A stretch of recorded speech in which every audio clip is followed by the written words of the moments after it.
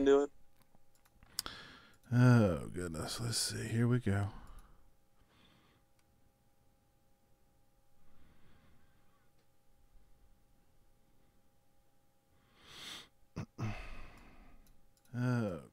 Okay. And we are live. We are live, and live.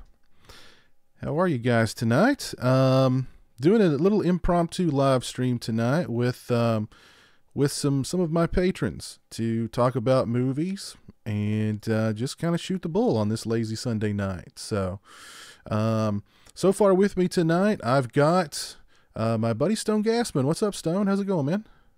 I'm doing fine. I turned 40 years old on Thursday, unfortunately, but otherwise I'm doing fine.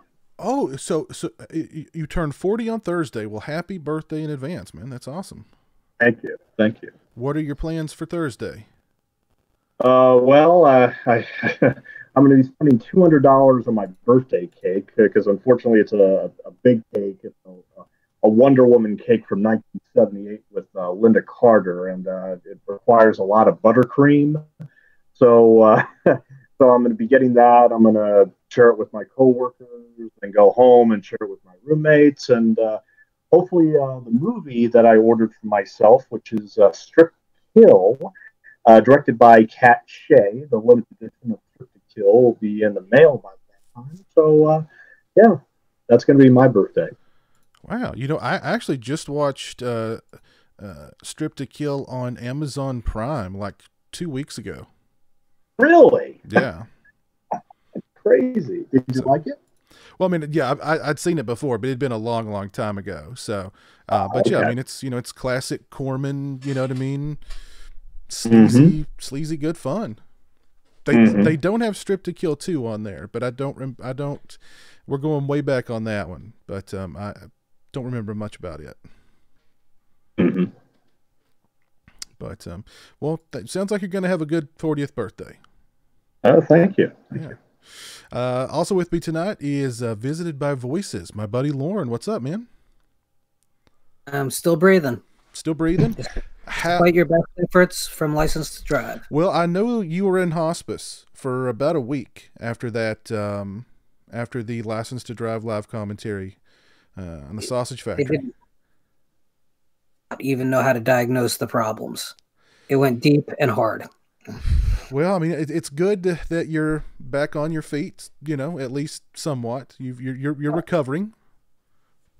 Lids will completely open or close, and I do have a twitch, but we're going to get through it. Well, I mean, when you experience that level of awesomeness, it's kind of like looking at the face of God. I mean, how do you cope with that? You know what I mean? Somehow I doubt that God is named Corey. If he is, I think that I'm willing to go with damnation. I did notice there was comments asking for me to be fired because I don't like License to Drive. That on the video, that was very exciting to me. Well, people have been fired for less. Put it that way. People have been fired for less on the Sausage Factory. What does that say about the job? Well, it's a tough job, man. Not everybody can hang. Are you looking to be surrounded by yes men who who will accept mediocrity in the form of Corey films? Well, look, there's no such thing as mediocrity when you're talking about the Coreys. Okay. I don't dream a little dream. Well, I mean, dream a little dream. When you've made Citizen Kane, which is The Lost Boys, when you made The Godfather, which is basically License to Drive, I mean, Oh, the idea that one of the Coreys could have pulled up to a toll booth and gotten shot to death would have made the film better, and it just helped my impression of it. But still, this is something that never needs to happen again. Yeah, that was a once in a lifetime experience. You'll never forget it, and it's good stuff. The 20 years I sacrificed off my end date is worth it, you're saying? Oh goodness, yes. Also with me tonight's Orc, man. What's going on, Orc? Yo, homies, how's it hanging? It's hanging in there. It's hanging in there. To the left? Well, you know, I missed the license to drive commentary, and I'm really sad about that. But it was like 2 hours before we were supposed to do it, and I got pneumonia. It was just Wow. I've never had it before in my Oh. life. Yeah. I don't usually get sick, and you know, it just fucking memes happen. Sorry, I almost dropped an F-bomb. Got a PG 007 back in the 70s. We're keeping it tonight. Well, have you recovered from the pneumonia? Yeah, you know, it was scary, but luckily I had a few hot nurses, so they helped me out, and you know, I almost like went out with an MD, so you know, I almost had a sugar mama there for a second, but we failed, boys. But it's all good. Well, you know, let's see another day. Well, hot nurses definitely help with the recovery process. But I'm glad you're doing better. I didn't know you had pneumonia, man. That yeah, man. That sucks. I don't know. I was just I think I had McDonald's or something, and it was like a great dinner, and then it wasn't food poisoning. But then I was like, oh shit! In 2 hours, oh man, I don't feel so good. What's happening? What's going on? And then I looked up, you know, WebMD symptoms, figured out it wasn't a meme, and then I knew I was screwed from then on. So I just went to the hospital that has like a -5 rating. So that's, you know, just gotta do what you gotta do sometimes, right? Gotta do what you gotta do, man. Yep. Gotta do what you gotta do. But let's see who's in the chat tonight with us. DJ Donnelly's with us tonight. Horror fan. Hang on, shut up, Piz. I like your Kiss shirt. Detroit Rock City. Woo! Detroit. All the way. Okay, sorry. You've got a keen eye. You've got a keen eye. Fuck yeah, dude. DJ God shit. DJ Donnelly's with us tonight. Horror fan fanatic. JG Films. Mason Moore. Motley Crue is with us tonight. Jaden Grimes channel. Dead Gaming, Green Sky, Paul Kersey. Yeah, Jeremy's doing a lot better, Paul. Thank you for asking. Yeah, he'd been under the weather for about 2 weeks, but he's finally better. Green Sky, thank you for calling me delicious. You're correct. You're correct. Beat me to it. JC Martinez, what's up? Jeff Overing, how's it going tonight, guys? Steak Sauce, what's up? Mason Moore, Need Gore. Chris Wynn, my buddy Chris Wynn, how's it going? Hope you guys are all doing well out in the chat tonight. Resurrection Reviews, my buddy Steven has hopped on. What's going on? How are you guys doing out there? Fred, go get them. Give me your tacos. No, sir. You'll have to take them out of my cold dead hands. My tacos are mine. Let's talk. Let's talk about some big movie news, man. We learned who is going to do the voice of Chucky in the upcoming Child's Play remake, and Lorne, you're going to be thrilled. But I'm sorry. I was going to say Corey Feldman, but I couldn't keep a straight face. Of course, we know that the voice of Chucky in the new Child's Play film is going to be by Mark Hamill. So what do you guys think about? What's everybody out in the chat think about Mark Hamill doing the new Chucky? And what do you guys think about Mark Hamill being the new Chucky, or the voice of the new Chucky, I should say? Go ahead, Stone. You seem excited. Well, it boosted my interest in this new Child's Play tenfold, to be very, very honest. I mean, before that, I was always on the fence, and of course, I didn't want to spoil myself with any too much details about what MGM was really doing with this, because honestly, Child's Play is my favorite horror franchise, largely because of the last two films that Don Mancini did. But I got to admit that Mark Hamill, with this announcement, I got to admit that my enthusiasm has been boosted considerably. Very interesting. Yeah. What do you think? Lauren? I think it makes great sense for the film they're making. I think it shows a commitment to genre filmmaking. There's very few people who would be as accepted as Mark Hamill as a choice. Mm-hmm. And that people one of the big things also it's going to do is have people look at this as its own thing and not as an extension of the existing franchise. So I think that's all very positive.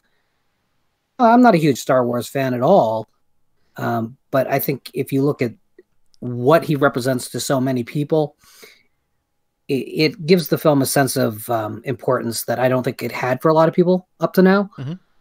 The teaser, I think, did them a lot of favors. I think this does them a lot more. As the promotional cycle really heats up for it, I think very good chance to make this a big event film, which is one of the reasons that a summer release for this kind of thing, it's a ballsy move, and I think that continue to have this kind of a positive turn, which is turning pretty negative impressions at first when it was announced into positive. Yeah. Well, I think I actually did a video talking about it earlier today, and I think that, it's not just the voice of Chucky that's so important. It's the personality. And the movie could be amazing. It could be a great, great movie. But if they didn't cast the right person to embody Chucky, really, then it would just be a failure. It wouldn't work. But yeah, definitely Mark Hamill, I think, and because not just with Star Wars, but because of his extensive, voiceover career, I think he's probably more well known to some people, younger people, as the voice of Joker than he is Luke Skywalker, to be honest. So it's I think it was a really inspired casting choice, and it's bringing a lot of hype to the movie. And yeah, I think a lot of people who probably were not on board with it probably, are either on board now or maybe at least curious enough to see it opening weekend. So I think it's a good casting choice. Let's see what the chat has to say about it. We got some pizza talk out in the chat. I knew that was happening. I knew that was going to happen very soon. Let's get it. I want Chucky to walk into a bar and have a Star Wars relatable moment in the new Child's Play reboot. And I hope they got the scene in there. Of course they did, because Child's Play is easily top 5 horror franchise of all time. So, they walk into a bar and then he goes, "He doesn't like you." Because I don't like you either. And then, Chucky's just sitting on a stool, Well, I'm wondering how many Star Wars or Luke Skywalker Easter eggs are going to pop up in the background of the movie now. Like the kid's got like a, Star Wars poster on his wall, or, like a, some sort of Star Wars toys. I'd bet money on it. Oh, for sure. I would absolutely bet money on it. I mean, the AI angle is going to have everything that's important to the kid will be represented through the doll. So Mark Hamill being cast on the wall, it all just makes complete sense. Yeah. Let's see. My buddy Chris Wynn says he has mixed feelings about Mark. Really? Okay. Paul Kersey says he's not happy about it. Who would you have preferred, Paul?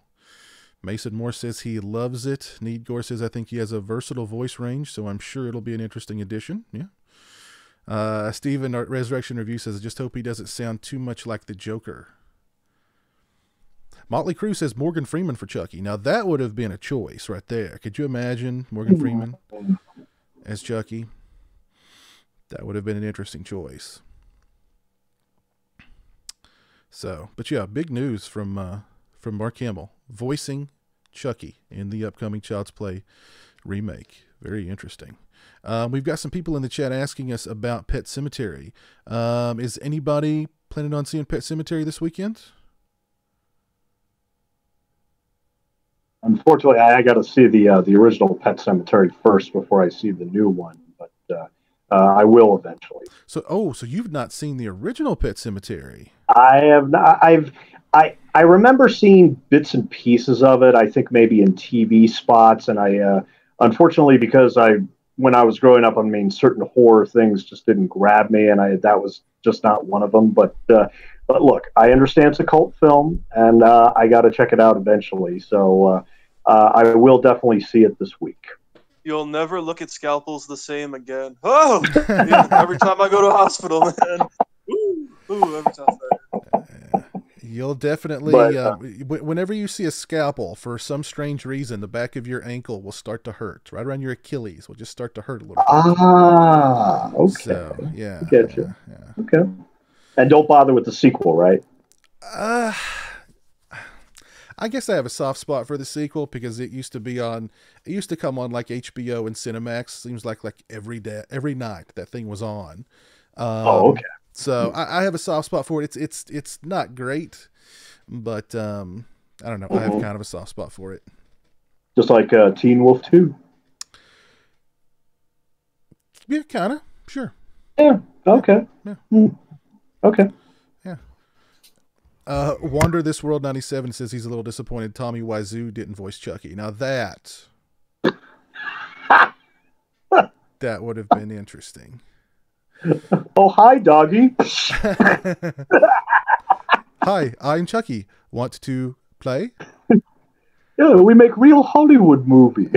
Exactly. Yeah. Yeah. We're into the friend. Heidi. Oh, man. AJ, my buddy Jan Man's in the chat tonight. He says, can't be worse than The Last Jedi.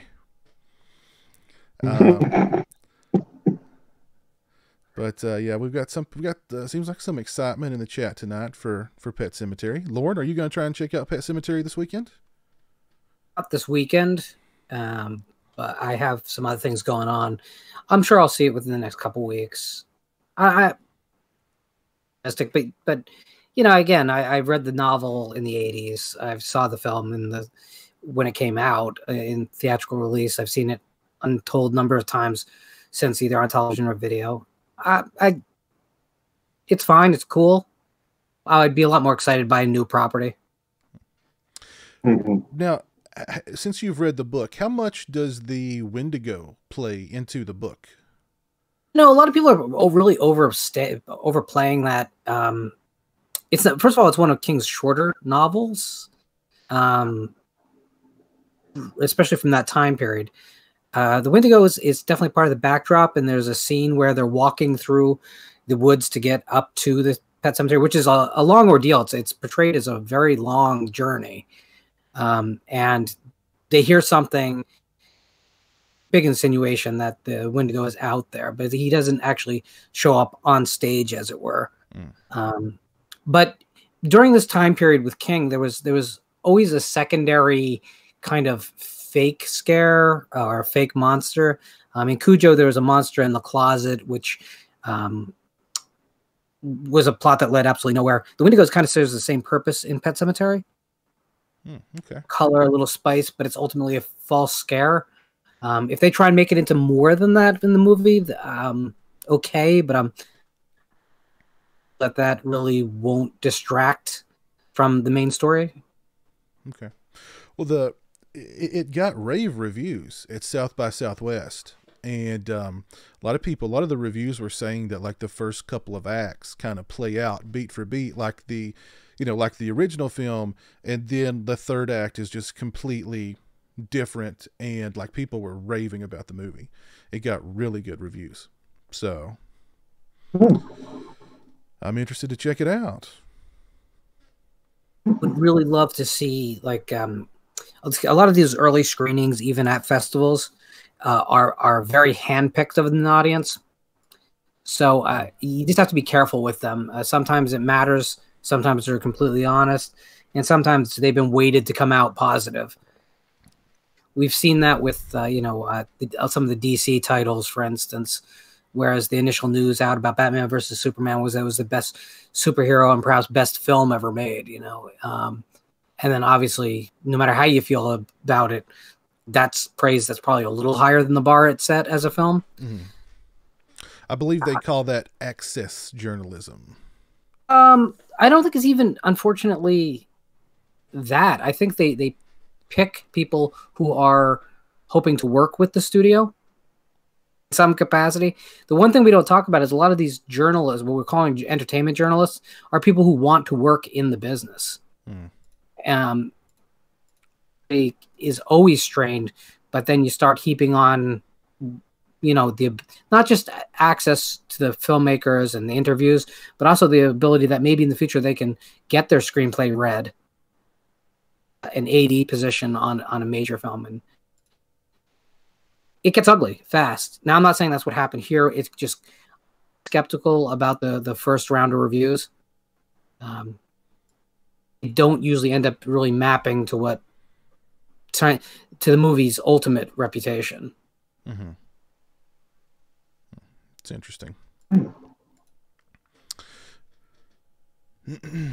No, Lauren, we were actually talking before we went live, and you mentioned that you had seen Us recently.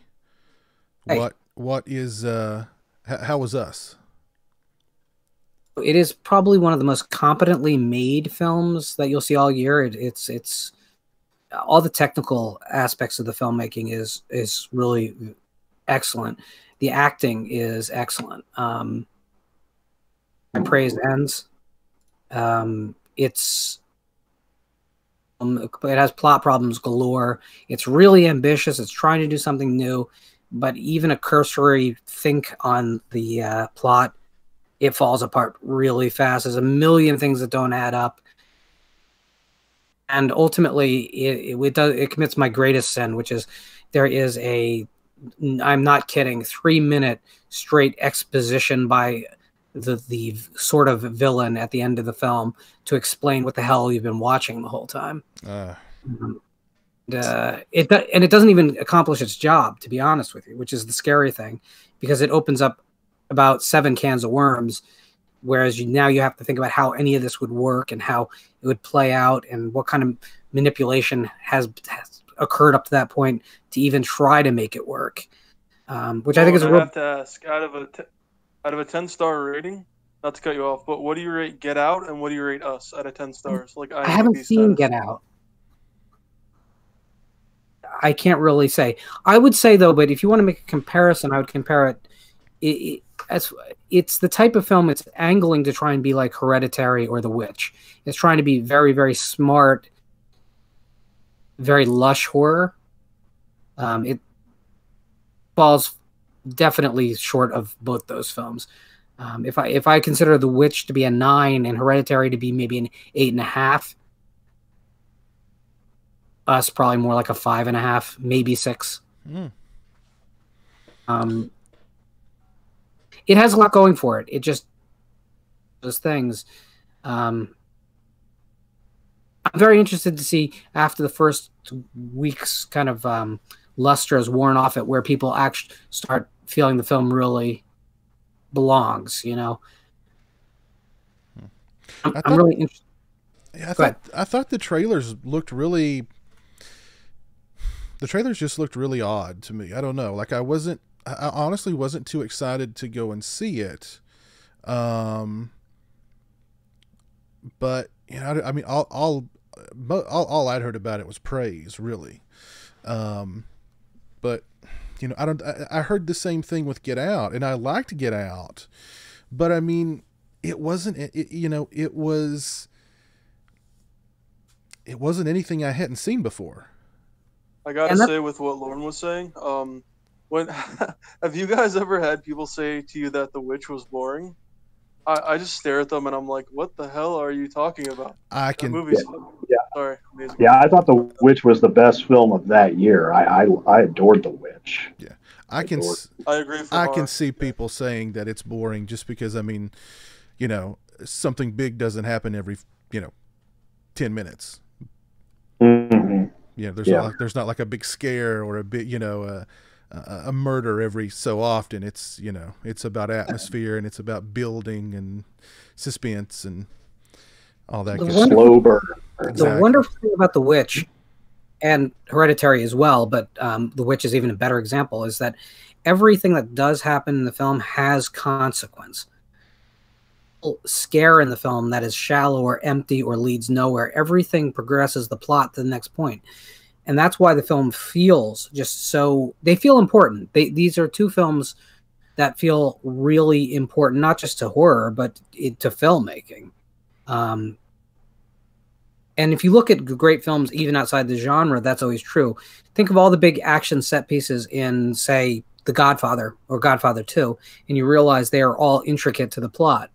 There's nothing that can be removed. Whereas if you look at kind of a cheesier action film, gangster film. That's not always the case. In fact, it's usually not the case.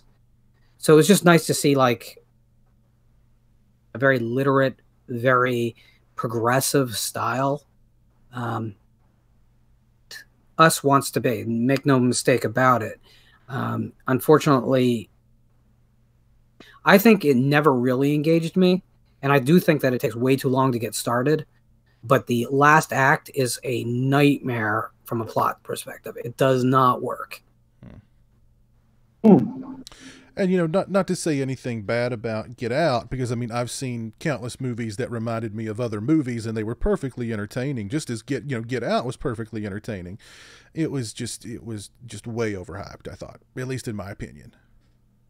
Yeah, it was good. It was a good movie. It was derivative of, you know, other movies that I'd seen, but it was a well-made film, but, you know, it certainly didn't reinvent the wheel. I want to say this. There's no question in my mind that Jordan Peele is actually a force for good in the genre. Very clear in the course of the film, whether it's in the opening scene, you see a bookshelf and there's some movies on the bookshelf.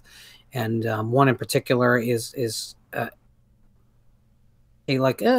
B title genre for favorite, but it actually kind of is a wink towards the story he's about to tell. What was the movie you kind of glitched out? I didn't say it, but I mean, I will, because it's not really a spoiler, but it's Chud. Yes.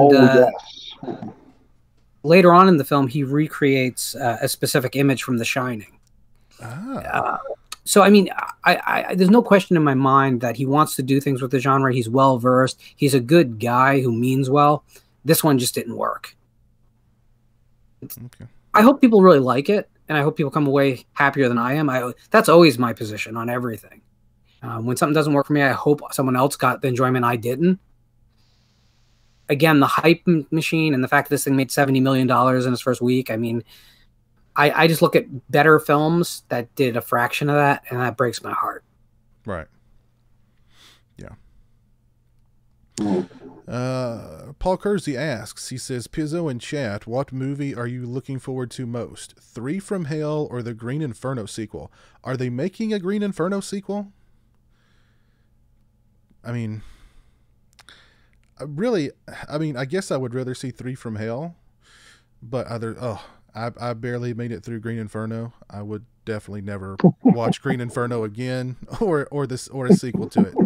So, 3 from Hell might be good, because I mean that's Rob Zombie territory. That's the kind of movies he should be making.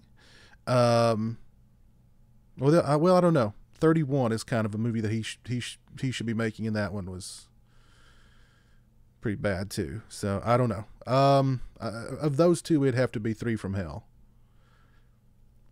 Are you guys excited about either of those movies?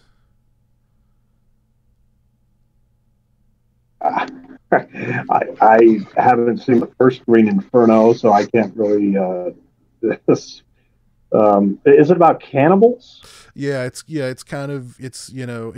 Eli Roth's Cannibal Holocaust, kind of. Oh yes, yeah. I passed on that. Yeah. I'm actually a huge fan of the original Italian cannibals cycle. More forgiving of it, of Eli Roth's film, than I think certainly the Sausage Factory panelists are, but people in general are, because I didn't believe that I was going to see anything approaching that level of visceral on a mainstream, in America the year it came out. But it's not a good film, don't get me wrong. And I've never revisited it since seeing it in the theater, but I do appreciate that it just than I thought it would. Mm-hmm. Do I need a sequel? No. Because frankly, at the point where you're talking about that, I'll just watch Cannibal Holocaust again, or Trap Them and Kill Them, or Cannibal Ferox. I didn't mind revisiting it once in the theater with a crowd that, by the way, loved it in the theater I saw it with. Into the screen in the way they should during that kind of exploitation horror film. But I understand if you're watching it at home without that crowd, it probably loses all of its thrill. if you've never seen Cannibal Holocaust in a theater with a crowd, you don't understand Cannibal Holocaust. Mm. I understand it a decent amount. I saw it at 4 a.m. on Hulu like a few years ago, and DVD collector 1974. He was like, "Have fun," and it was like 4 a.m. I was like, you know how you feel when you've been up all night or up for like 20-ish hours. You know, you're getting kind of groggy, and I just watched that film and I was like, all right, well, I see what the hype is about now. This is really, really messed up. I It haven't seen lives. Ferox though yet. Holocaust lives up to it. Holocaust, you should feel when you wake up having vomited on your own pillow and slept in your filth. In a good way. But when you see it with a theater full of people reacting strongly to that movie, which there's no other way to react, it's a euphoric experience. You know that scene in Gremlins where all the Gremlins are singing along to Snow White? Yeah. Oh yeah. Closest I can compare is like We Are the Gremlins. If you watch a film like Cannibal Holocaust in the theaters, there's nothing outside. The whole world disappears except that room, and you're in it with these complete strangers.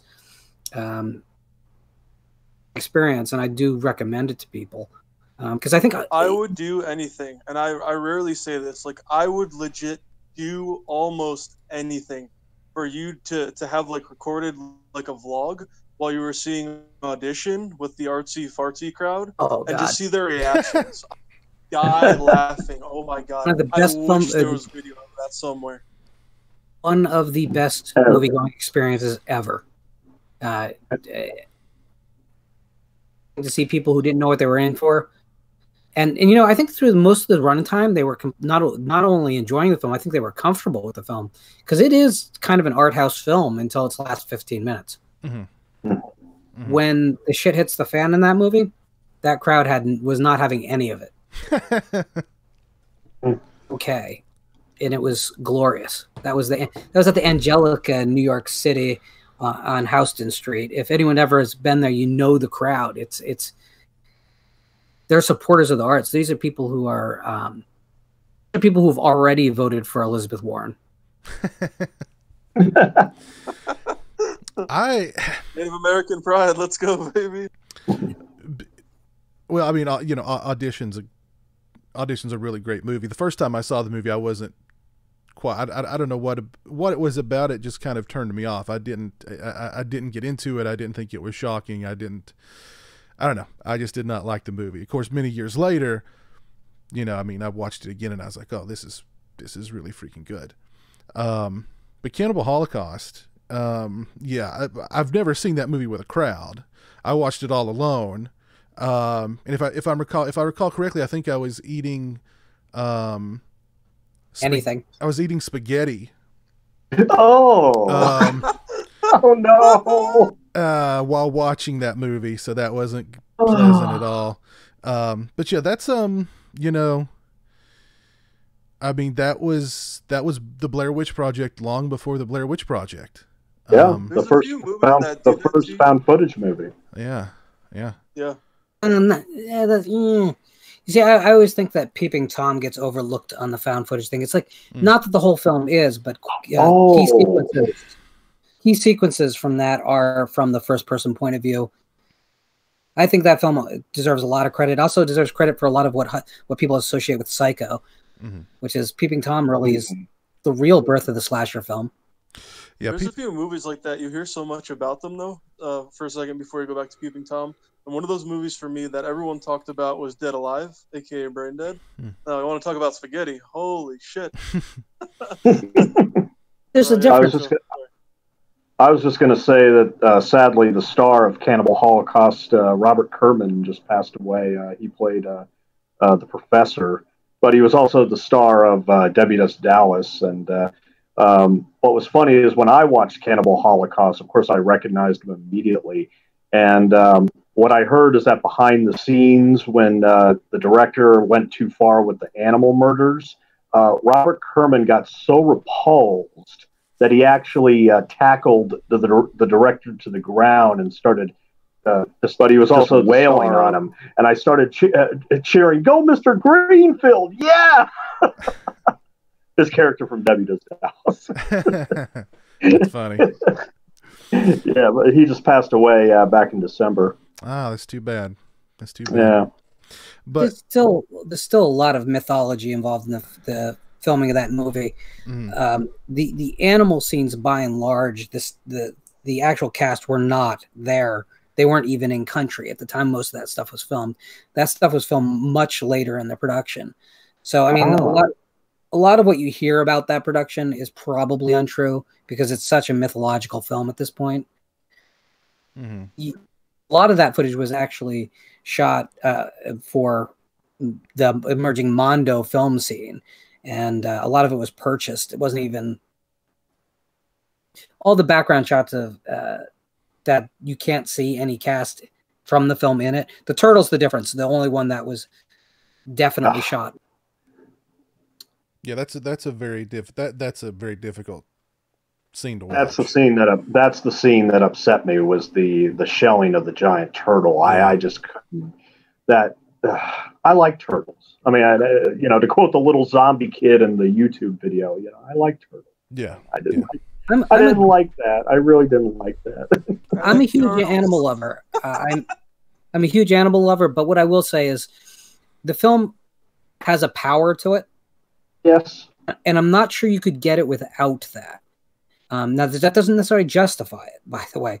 It's just saying the final murders at the end of the film are not particularly artfully shot. So worn out that the lines have been so blurred that it works. And it works because of the animal violence in the film. And by the way, it's funny, everyone always talks about the real animal violence, but there's actual real execution footage in the film of political prisoners. And no one seems upset by that. The meerkat, it's so I think that's kind of interesting that people really disturb people, and they should. But it is done for a purpose. We don't have to agree with the purpose, but it works. I don't think anyone would say it's not. Yeah. But back to the topic of Peeping Tom. I mean, that's a movie that really nobody talks about Peeping Tom. And I need to revisit it. It's been several years since I saw it last. It's a great movie. It ruined the director's career. It was so good. Yeah, there's no doubt that Hitchcock took a page or two or three from Peeping Tom. Yeah, and Psycho was actually put together very quickly as a production by the television crew of the Alfred Hitchcock Presents television show on the Paramount lot. So there is all kinds of time actually seeing Peeping Tom and to have borrowed ideas. Sometimes it gets reported that they were simultaneously in production, and that is not true. So I love Hitchcock. I love Psycho, obviously. I'm trying to secure that box set that has the true uncut Psycho on it, but it's there. But Peeping Tom gets ignored, and it shouldn't. Yeah. Frankly, you're a horror fan that loves slasher films, and you have not seen Peeping Tom, you're missing a huge chunk of where it came from, of its history, and just one of the best slasher films ever made. I think of all the crap we saw in the late 80s that was coming out, and we might like the crap, but it's crap. Do yourself a favor before you hunt down some shot on video thing that you saw on video shelves and is a piece of crap, Tom, because it'll be worth more in the long run to you. Yeah. Blotto Vlog says that new Annabelle trailer looks insane. They're making a new Annabelle movie. That's a new one on me. I don't remember a thing about the first Annabelle. Not a thing about the first Annabelle. We've got some people in the chat talking about the controversial statement that Jordan Peele said about not wanting to cast white dudes and how that's turned them off to wanting to see Us and his Candyman movie. What do you think? What do you think Brie Larson's reaction to that? She cheered. I'm sure she did. Yeah. Oh, geez. 3B Production Company says, "What's up, dude? Christian Hanna Horror recommended you to me." Ah, well, cool, man. That's very cool. Christian's a good guy. Glad to have I you gotta aboard. say too, also, like everyone's seen Black Christmas, the original, and TCM, the original, and of course Psycho, and we just mentioned Peeping Tom. Bay of Blood is another one that doesn't really get a lot of credit, and that's pretty much it's where like Friday Part, what was it, 2, got most of Yeah, its stuff from. yeah, Yeah. yeah, yeah. I would also throw out there. Go ahead, Stone. Yes. That's another huge influential film on those later films. But anyway, which one did you mention? I'm sorry. Oh, Twitch of the Death Nerve. Oh, yes, Bay of Blood, Twitch of the Death Nerve. I think it's got about 12 other pseudonyms, but yeah, it's And well, that's right. It's the same. I'm sorry, it's the same movie. What am I thinking? Never mind. yeah, it's the same movie. It's got several different titles, but yeah, clearly that's the movie that kind of bridged the gap between the traditional American Giallo and the, contemporary American slasher movie. It was playing in theaters that Hallmark owned. There's really no question that Friday 2 directly robbed those murder sequences. I mean, again, people want to say, well, maybe they came up with it on their own. No, guys, the producers of Friday 2 showed the film in theaters they owned. And they were one of the few theaters that were... Bad Blood did not get a wide theatrical release in America. The theaters that even showed the film was very small. Friday 2, but yeah, they stole it.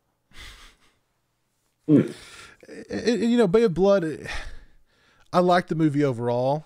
It's got some pacing issues, but most Giallo movies have pacing issues. But yeah, it's if you're a slasher fan, it's definitely something that you should see at least once just to see, because I mean that one's clearly very influential for slashers. The other Giallo that crosses over into slasher pretty well is Blood and Black Lace.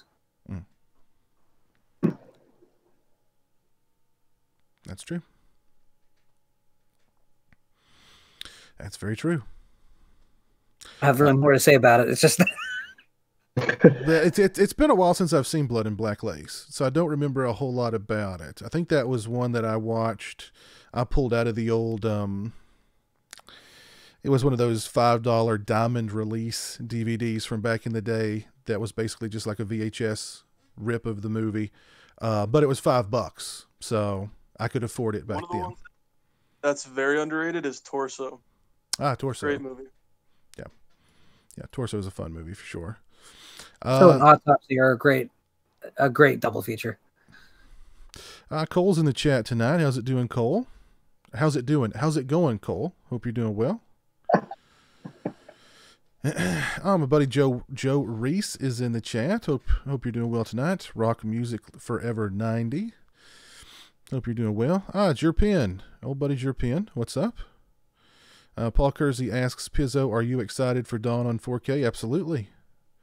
And that is a region-free release. So, Dawn of the Dead? Yeah, Dawn of the Dead is getting a 4K release later this year.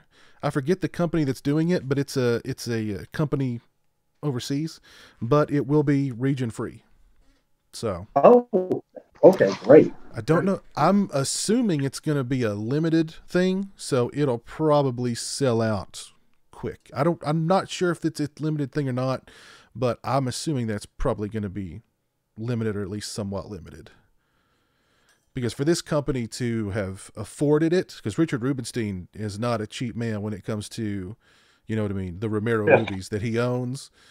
So it was not cheap. But yeah, cool. It's about time. Jerp, we did talk about Chucky earlier in the stream, but let us know your thoughts on Mark Hamill as the new voice of Chucky. Lauren, you brought up a really interesting, you said something really interesting earlier about trying to track down the definitive cut of Psycho. Now, I did a video earlier this week or last week talking about how physical media. Can you guys hear me? Can I hear you guys? Yeah, I can hear you. You broke up a little bit. But Okay, sorry. Yeah, Yeah, I can hear you fine, man. Okay, cool, good. I did a video earlier this week talking about how physical media protects us from censorship. And I wanted to get you guys' thoughts on that. Now, Lauren, I know you commented in the comment section of that video, but basically the gist of that video was that, you know, if you own a physical copy of, say, Dawn of the Dead, that copy is on your shelf. That copy is protected. It's not going to be censored in any way. Whereas if you own the, you know, the cloud version of it, the digital code, that version of the film can be edited. It can be censored. It can be what have you, or future releases of the film can be edited or censored. Yada yada yada. The physical copy is yours, and it can never be altered. But we're going into it's such a time where people are so offended by everything that, you know, we're seeing old episodes of The Simpsons being removed from circulation. So I don't know. It was very troubling for me. And it bolstered my love of physical media, and why I hope physical media never dies, and how essential physical media is for, you know, the preservation of a lot of these movies and stuff. But yeah, if you guys didn't see that video, check it out. Lauren, you commented on the video. What's your thoughts on that sort of thing? I mean, it's probably the oddest thing you're going to hear tonight, but WKRP in Cincinnati, the television shows, the best example of the problems with media going forward. Since home video is never had its proper soundtrack, because back then when the show was on the air, they could easily afford the actual real pop songs. Mm-hmm. So they could go to Journey and get a new single because Journey wanted to promote the song. But what has happened is that the rights management of all those tracks has become a commodity. So it all has to be relicensed. So that video release has never. Now just extrapolate that to now. There has to be a business model that makes sense for all these films to go forward. And like you're saying, if something's offensive, this model. So if we can't even get pop songs included in a television show that ran for years and has great cultural awareness, genre picks that have a limited audience, what chance do they really have? I do think physical media is doomed, and I hate saying that out loud. There has to be enough of us buying this stuff. And I watched it happen with the record industry. I was in music retail. I had a front seat ticket to watch the collapse of an entire retail business. Without a retail basis, that pre-recorded home video can really, it's cost effective. Right now, I think I sent you an article a while back, Piz, FYE, and they're discontinuing, basically carrying anything but new releases in video. And the one exception was boutique level horror going forward with, because it was the one place where the sales still were. But if fans don't continue that, to buy these titles, it's not going to even take a heartbeat for the decision to be made by FYE and by Walmart and by every other company currently stocking physical media to just get rid of it. Right. Great profit margin to begin with. It's time consuming to fill the racks. It's not like putting clothes on hangers. I really feel like unless we support it right now, it will go away. And then, dude, the scenario you're talking about, whereas a film less valuable, We'll get it thrown off the streaming services. We really could be looking at the biggest generation of lost films since the 1920s. Dude, I gotta say this because you were just talking about all the brick and mortar stores. So, you have Amazon and eBay and places like that, but just walking into like the most normie store like Walmart, which is everywhere in North America, like they have new releases on Blu-ray and DVD for like movies, TV shows, stuff like that. And then there's a little crappy, at least mine, bin of like Blu-rays, and then which are 5, and then there's 374 DVDs. So there's another, but like they're all like separated throughout the store. But it's literally just one wall now, and then a section like 1/5 of that wall of movies is UV codes for Voodoo, which is the company they own. And I'm just like, no, no. I have like Blockbuster flashbacks and Mom and Pop Hollywood Video. It's already happened. I just like 2030. That's a whole another ball game. But by 2025, man, it's over. I mean, the next generation of consoles, the PS5, and then whatever they call the next Xbox 720, 69, or whatever the hell they're gonna call it. That's the last generation of console that'll have disk drive, which I think they'll both have Blu-ray unless Sony's greedy. Then they'll make Xbox buy it. But yeah, man, I think 10 years is gone for sure, but I'm thinking more like 5, maybe even less. You're right, Orc. And I think that what you're seeing at the Walmart is only going to continue and go faster, because the other problem they have is right now a lot of sweetheart deals are getting those movies on those racks. If you notice, like when you see films that weren't theatrical releases that make it onto Blockbuster racks, they're extremely cheap. They're $9 new releases on DVD of films that you never have heard of. Those deals are being made for volume sales. If that fails, they're not going to be replaced by anything.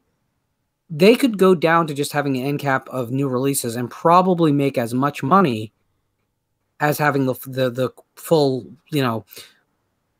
35-foot Gondo. And that's the fear. Unless we actually buy what we want and we buy it from retail, I'm as guilty as the next guy of going to Amazon if I'm going to save $5. But the truth is, Amazon itself will not support, without brick and mortar, without traditional retail, this format will die. Mm-hmm. Well, and I think there was, and I don't mean to cut you off, but I think a lot of people, like in my area, it's very difficult to find, a Scream Factory release in Walmart, or a Blue Underground release in Walmart, or a Severin Films Blu-ray release in Walmart. So and I know a lot of people are like that. So, we have to get them from Amazon or directly from, the company's websites. So that's exacerbating the problem too. I saw Maximum Overdrive in Walmart, and there was like a stack of them. They're almost gone when I picked up my copy of the Vestron release on Blu-ray, and I saw that sitting there. And every now and then they'll have a Scream/Shell Factory release, but I was like, it felt like I just won the lotto. I was like, holy shit! This is here right now. This is amazing. Now, I have seen Scream Factory releases at Walmart, but we're talking about, 1 or 2, and it's like the bigger, you know what I mean? Like I saw Day of the Dead there one time for sale. That's it. That's the only Scream Factory release I've ever seen at Walmart for sale. It was Day of the Dead. The real challenge will come because obviously I'm very keyed into publishing, and Kindle has really crested and is actually kind of decreasing in sales now, whereas everyone thought that was the big digital revolution that was going to save books.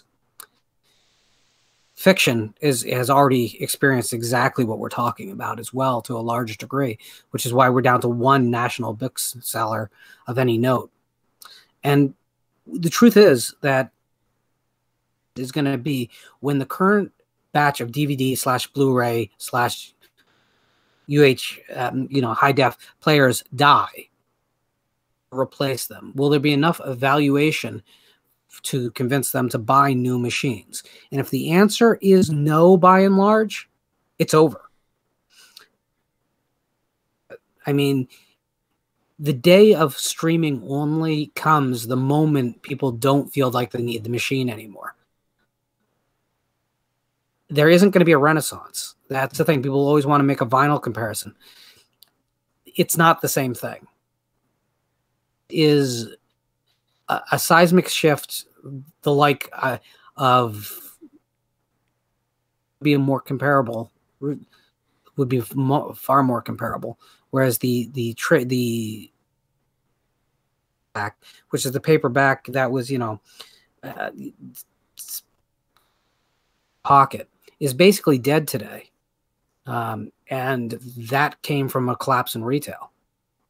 I have to say, going off what you're saying, Lauren, like, so the next generation of consoles is due to drop holiday 2020. So not this holiday, but the next one, the year of the presidential. So they're going to drop then. I think when the next wave of consoles after that comes out, and then 4K TVs are like dirt cheap, kind of like how at Walmart they like 65-inch TVs, even though they're lower brands and they're 300, 250 on sale, 4K, which is the best that your eye can see. And people don't want to admit that because they're just 1080 snobs. But I think when those consoles come out, and then there's Vudu and Disney has a streaming service and Target has one, maybe let's just say they pop up, and every studio has one like Lionsgate and stuff. I think it'll be over then. So 4, 5, 6 years maybe, and then just but then it becomes like I like Netflix, instant streaming, and it's so easy to binge stuff and blah blah blah blah. But then like I tried to get Just Before Dawn on DVD. I remember one time, and I got the disc and it was crap. And then I was like, can I get a replacement? And then they're like, oh, we don't have that anymore because it's out of print. The one that was on DVD for a while. So, but I'm like dreading the day. I don't know. Like losing rental stores was bad, and I was born in '88. Like so, but yeah, I don't know. I caught the tail end of that. The only thing we can do is actually support the medium. So when something's coming out, you need to buy it. But it's even worse than that because we really have to buy it where it matters. Amazon are not going to be the solution to keep the format alive. You have to have a wide breadth of retailers who all are enjoying profit from. So hang on. So like obviously Amazon's gonna make fat stacks, but you're saying buy from Walmart, Target, and probably the most important is Best Buy, while it's still wherever you can at this point. Because here's what happens if we buy directly from the labels. What we do is we cut out all the ancillary markets. Otherwise, would make there's part of the change on it. And if that happens in a large enough number, then those secondary markets just stop carrying the product. So if we just go to Amazon, what it creates is a situation whereas Amazon will control what the films cost from the distributors. They have a horrible history. And price controlling leads to a lot of negatives.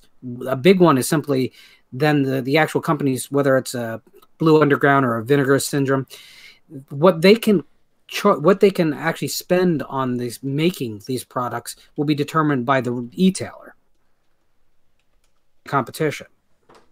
That's a dangerous situation too, because if you like your remasters, if you like them actually searching for the original negatives, cleaning up the negatives, getting them out there in the highest scans, that's not possible if there's no profit on the other end.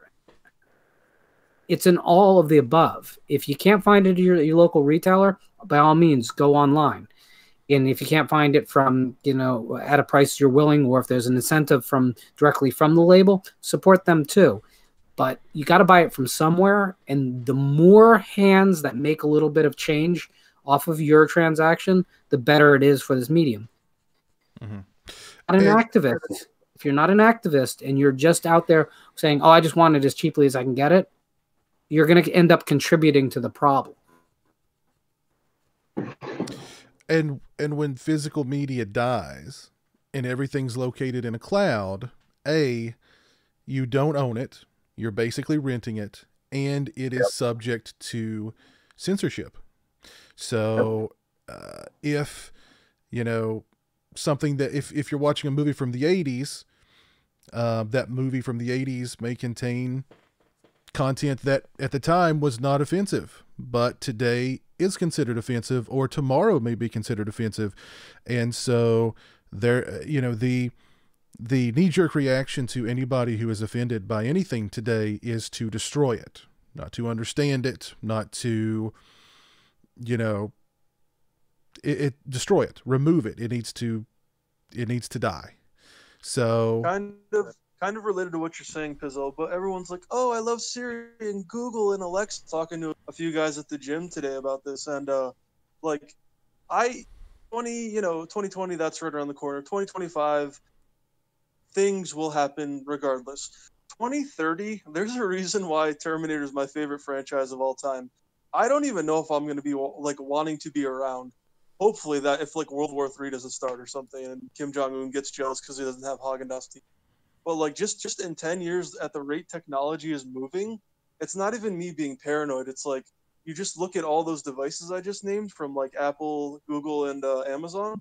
Like just people, they just accept this like shit, and I'm just like, I don't know, man. I don't know if I want to be around. Like I'm not suicidal or anything, but I don't know. You guys get what I'm trying to say there, right? As cringe as it is. Yeah. No, I get it.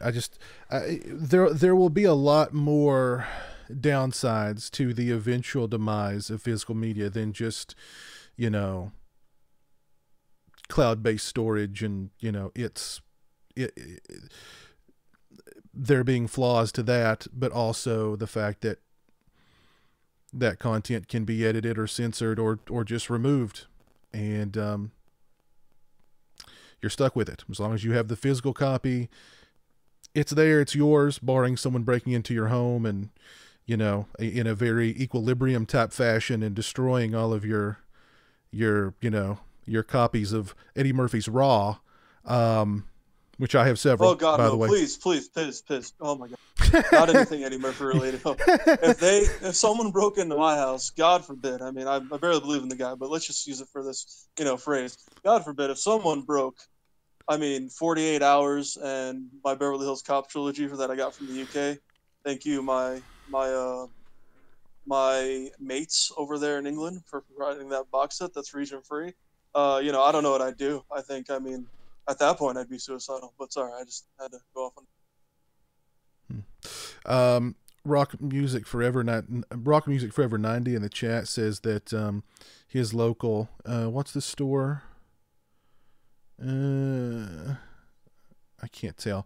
But he said that he talked to an employee about the dwindling Blu-ray section, how the Blu-ray section is being eaten by, or more and more space in the Blu-ray section is being taken up by 4K Blu-rays, and he's seeing less and less regular Blu-rays on the shelf because 4K is becoming more popular. So there's a little bit of a caveat to that too, which is that 4K is growing explosively, but it's growing explosively at the same rate as the conversion to 4K televisions. In other words, people want something that can show off the capabilities of their sets. As they get accustomed to their sets, and that's less of a necessity for them, will probably level off at a certain point too.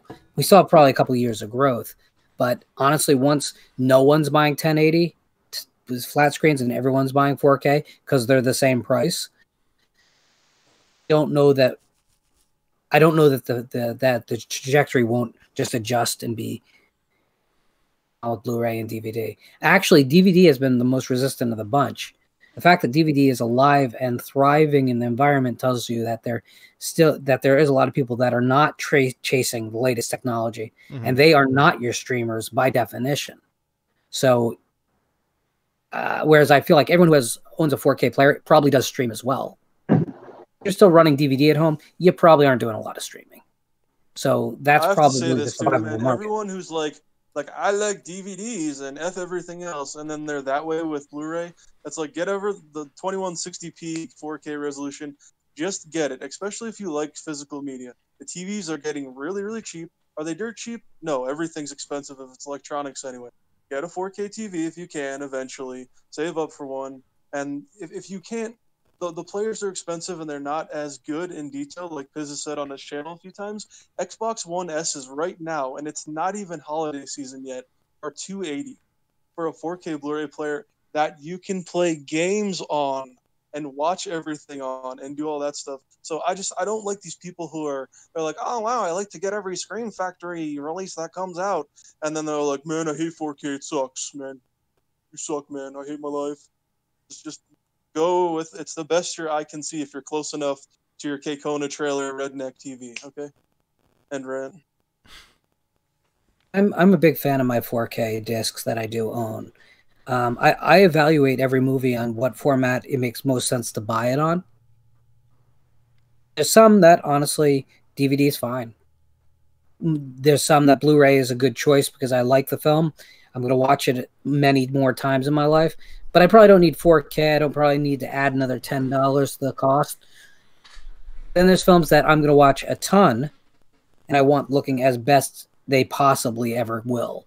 And for those films, 4K makes the most sense. But I like having these options. Yeah. No, I understand. I feel the same way. I feel the same way. There's a lot of movies. I mean, I don't, the best possible way that they're ever going to look is probably,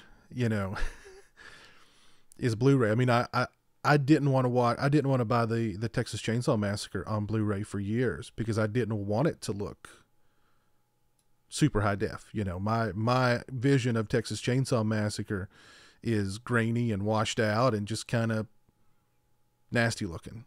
So seeing it cleaned up and, crisp and clean and clear on Blu-ray was like, I don't, that's not the Texas Chainsaw Massacre I know. I eventually did, but yeah. And I feel the exact same way about the original Night of the Living Dead. I mean, a lot of people like me, when I first saw Night of the Living Dead on TV, there's, a lot of grain, a lot of scratches, a lot of crap on the screen because it was filmed very low budget. And I'm thinking, well, I like it that way because it makes it, the film feels like it's like older than death. And that's the way that Night of the Living Dead was always, part of the reason why it scared me so much. But I was thinking, you know what? I don't know if I want to get the Criterion Blu-ray where it's like, sheen, clean, and everything. I am going to get the Criterion Blu-ray eventually, but I gotta tell you something, Stone, real quick. Like, there were so many releases on Blu-ray of the original film that's public domain that people were selling for insane amounts of money, and I was like, "F this! These guys are freaking tools." Yeah. But that Criterion release is amazing. Piz did a review on his channel, by the way, too. And I gotta say, out of all the all these Synapse and Vinegar, fucking Pepper Syndrome, and all this stuff, all these companies that put out stuff, put that at the top of your list, especially if it's one of your favorite films. That release is amazing. Absolutely. Silence of the Lambs is up there too. It looks really good. That Criterion release for Not Living Dead looks really good. I think Night is the rare film that can be enjoyed either as a documentary style, grainy, ugly, washed out print, or as a crisply presented film that looks like it was just shot in black and white yesterday, which is pretty much what the Criterion looks like. But that's a rare quality that a film is. That I actually think the Texas Chainsaw Massacre Blu-ray actually does preserve a lot of the original grain and feel of the original film, and the color correction film a lot. So I don't really want to go back to VHS in the case of Texas Chainsaw Massacre, and I think it is a big improvement on the DVD, which that cleaned it up in the wrong way. I mean, I take it title by title. I will say, for instance, though, and Piz made reference to the Pet Sematary disc, the 4K disc, which I'm probably not going to pick up, but I have a horrible guilty pleasure soft spot for the Underworld films, and Underworld Blood Wars on 4K is nearly unwatchable. The Blu-ray disc that comes with it looks beautiful. And when I pull out a copy of The Exorcist to watch, I pull out my DVD because the Blu-ray is too inconsistent. Grains, there's different, even ratio aspects if you're paying close enough attention, and it's distracting. And one thing I never want to be with the original Exorcist is distracted. I want to be able to be in that world. So again, I think having the choices between these formats make a lot of sense. Yeah. There's a really interesting video on YouTube about the 4K for the Buffy the Vampire Slayer box set, Seen it. and how disastrous that was, and how like everything that they could do wrong, they did, all the way down to the cropping. There's sequences where you can literally see right off the set, and you can see the crew right there in the like, not the, you know, the boom mic, you know, the crew, you know, they're standing off to the side, just, you know, sipping coffee.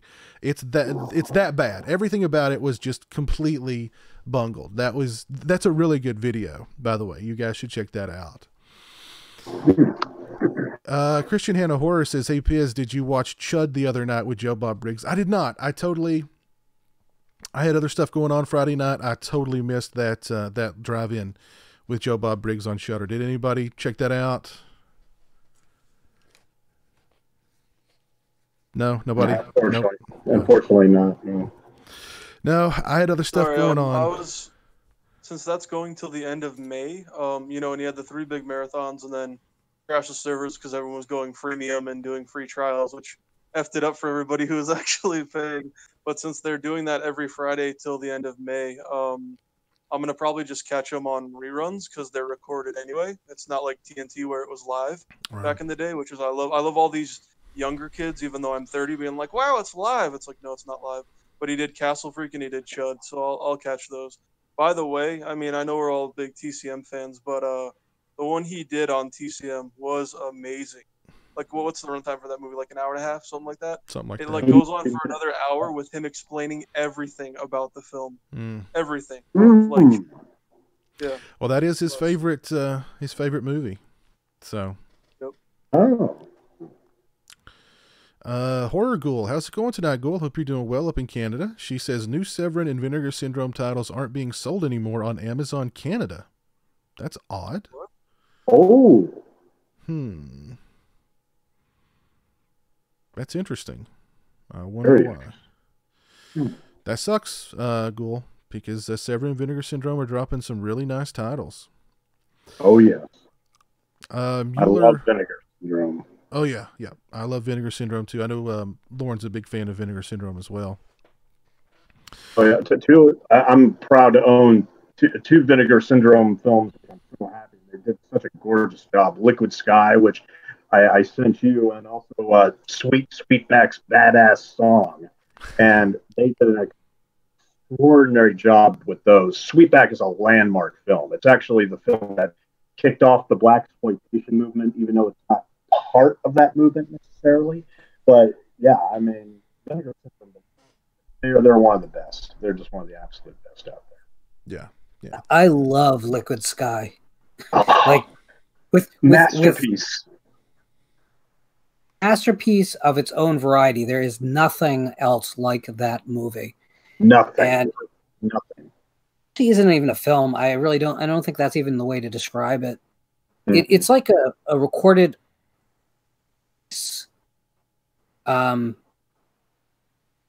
incredibly personal, but yet the best encapsulation of a time and place ever put on film. It's the fact that it's as obscure as it is troubling, because incredible achievement.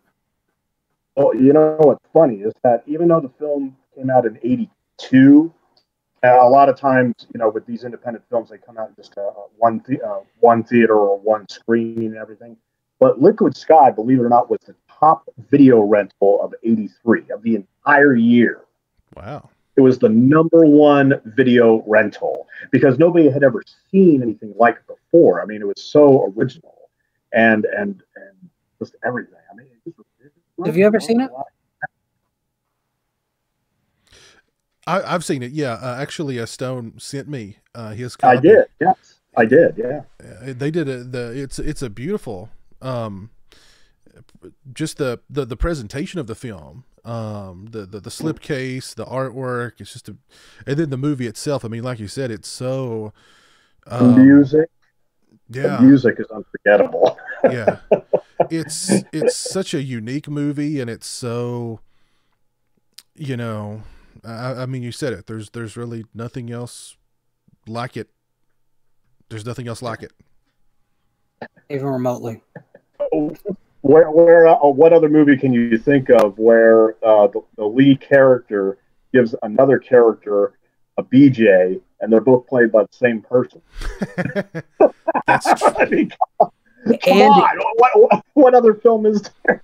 That's true. And it ends with synthetic heroin being released in a brain, which causes disintegration. Mom, bring the Hot Pockets in later.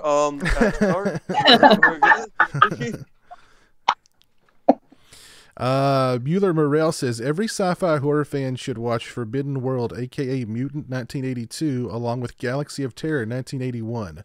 They're really good classic Roger Corman movies. I could agree with that. Yeah, Viva La Corman. I mean, they're again, you have to be an exploitation fan, but yeah, I agree with that. Mm-hmm. Yeah. Dave 86761 says the new 4K Pet Sematary is amazing, looks great. Mine was very dark. The picture quality of mine just overall was very, very dark. I even tried to mess with, the brightness and the gamma and stuff on my television, and it was just dark. That could have just been my experience. I've heard other people say that too. But that issue was not on the standard Blu-ray. The standard Blu-ray looked great, I thought, on that release. And the 4K had its moments, but again, just very dark, at least for me. Let's see what else is going on out in the chat. Mueller Morel, he is a big fan of Forbidden World, aka Mutant from 1982, because he's mentioned it a couple times here in the chat. I'm sure I've seen that. It's just been a while.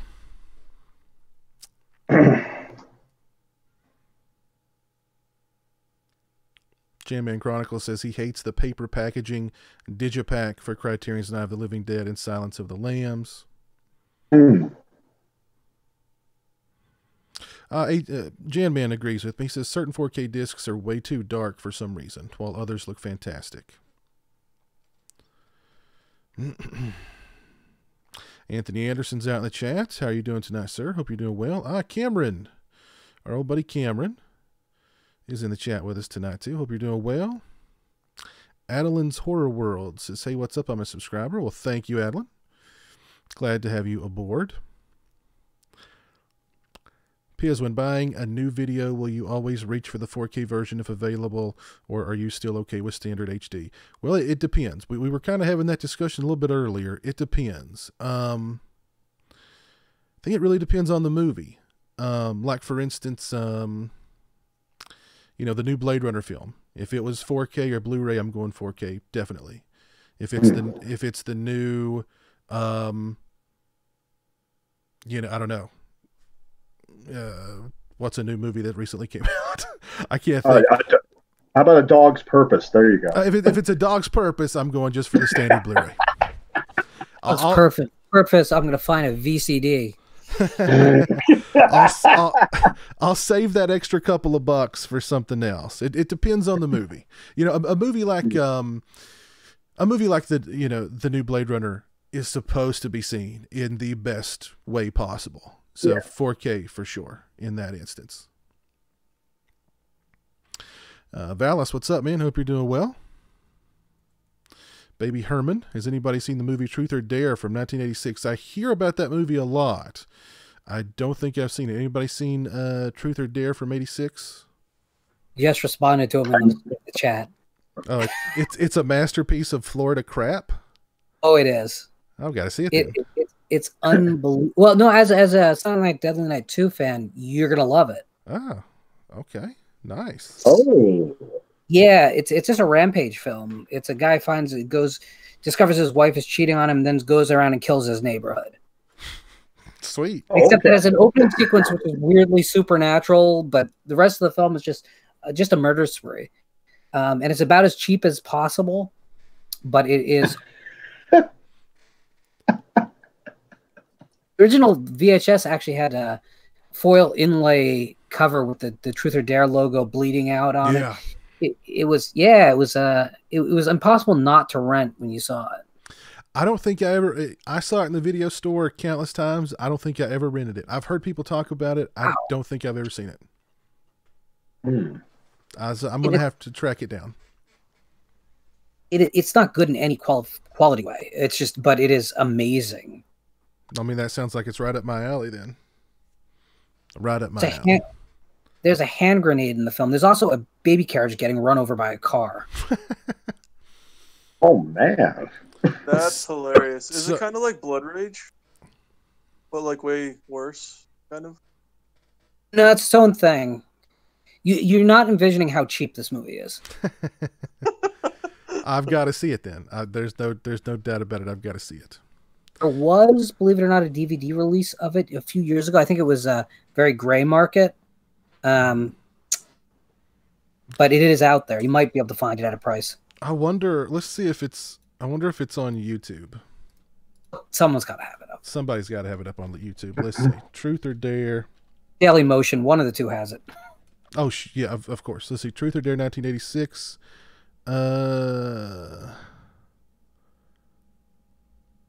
What was the budget? Like $5,000? Doesn't look like it's on here. I would say it probably costs more than a single pizza, but less than the 3-for-1 offer. You can actually watch. Okay. You can actually watch it. YouTube actually offers it for sale for $3.99. So I can watch it for $3.99. Only gray market right there. You don't own it, Pizzelle. You might as well go to. Giving it to the system. You might as well go to Punk Locker. Wow, good stuff. There's actually 2 sequels to it, but I've never seen them. I consider them mythological at this point. Oh, like the Grizzly sequel? I've seen the Grizzly sequel. I have the Grizzly sequel on VHS. What exists of it somewhere around here? Seriously? The one with George Clooney? Absolutely. Oh my God. It's not complete. There's no bear shots. There's a bear arm, which is obviously just a puppet. Footage. It's not that exciting. You will be disappointed when you actually see it. I'm sure. Let's see. Jim Smith says, "Remember Pieces?" Yes, Pieces is one of my favorite movies. I will never forget Pieces. It's exactly what you think it is. It is exactly what you think it is. Exactly what you think. I had a quick question for all you guys, because I hate to go back to Jordan Peele, but I'm sure you are aware that the new Twilight Zone premieres tomorrow on CBS All Access. Just real quick, what do you guys think of that? Hang on. I'm gonna let you finish. I'm happy, but it's on CBS All Access. Yeah, I'm not. After what they did to Star Trek, and I'm not even a Star Trek fan, but what they did to Star Trek was unholy. I will never support CBS All Access, no matter how good the show may be. But that's just me. So is that their streaming service? Yeah. Okay. Then I won't be watching it. Yeah. If it's on their streaming service, I won't be watching it. And well, actually, besides in April, the show that I'm going to be watching on YouTube Red is the second season of Cobra Kai. That's what I'm looking for. Yes. I am pumped for that. If you haven't seen Cobra Kai yet, it's the best thing since the original Karate Kid. I second that. Amazing. Yeah, I need to. Thank you, Orc. Thank you.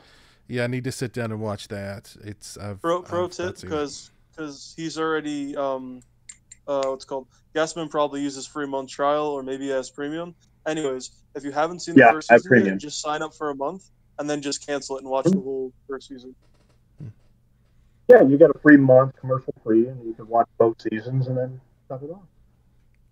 Yeah, there you go. Yeah, exactly. Pro tips. Good game. Those are pro tips. The Heavy Metal Guitarist says, "Hey, what's up? What's up, Heavy Metal Guitarist? How you doing, man? Hope you're doing well." Any Larry Cohen fans out there tonight? You guys big Larry Cohen fans? I've seen Q. I think that's the only one I've seen of his. I'm ashamed to say. Oh, really? What I about like Hugh. what about you, Lauren? I like the early stuff. I like God Told Me To. I like Q. I wouldn't never consider myself a fan, but I think I saw all the early films. Island of the Alive is one of the best unintentional comedies ever. He's written a lot of stuff. Did he write Maniac Cop, the first one? Was he one of the writers? Yeah, yeah, Yep. Yeah, I like him. yeah. He's one of those guys. I kind of, I would have to agree with Lauren. I wouldn't necessarily have called myself a fan of his, but certainly if his name was attached to something, that it kind of made it more interesting. I mean, I love The Stuff. The Stuff's a great movie. If you've not seen The Stuff, Stone, it's a good one. You should definitely check out The Stuff. I saw that one decades ago. Oh, I'm going to have to revisit it. But he also did Return to Salem's Lot. he did, and I've been meaning to rewatch that one because I remember that one being, pretty funny. Not very good, but pretty funny. Yeah. I remember really liking it, and I know that's probably a false memory, but I remember Return to Salem's Lot being one of those things that I rented, watched in the middle of the night, and I really just enjoyed the hell of it out of it. So I mean, that might be just a younger horror fan just kind of attaching themselves to whatever was near them. Mm-hmm. I remember really liking it. It's available as one of those burn on demand Warner Brothers titles, I believe. Yeah. Always leery about those. Warner Archive. Yeah, that's it. Yeah. But yeah, of course, Mr. Cohen passed away recently.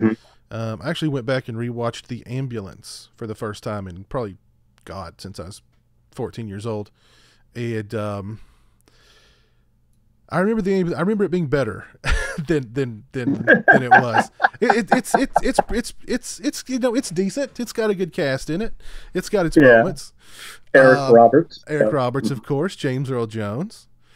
Stan Lee is in it. Stan Lee's actually not doing just a Stan Lee cameo. He's actually he kind of plays himself, and actually got some dialogue and a couple of scenes.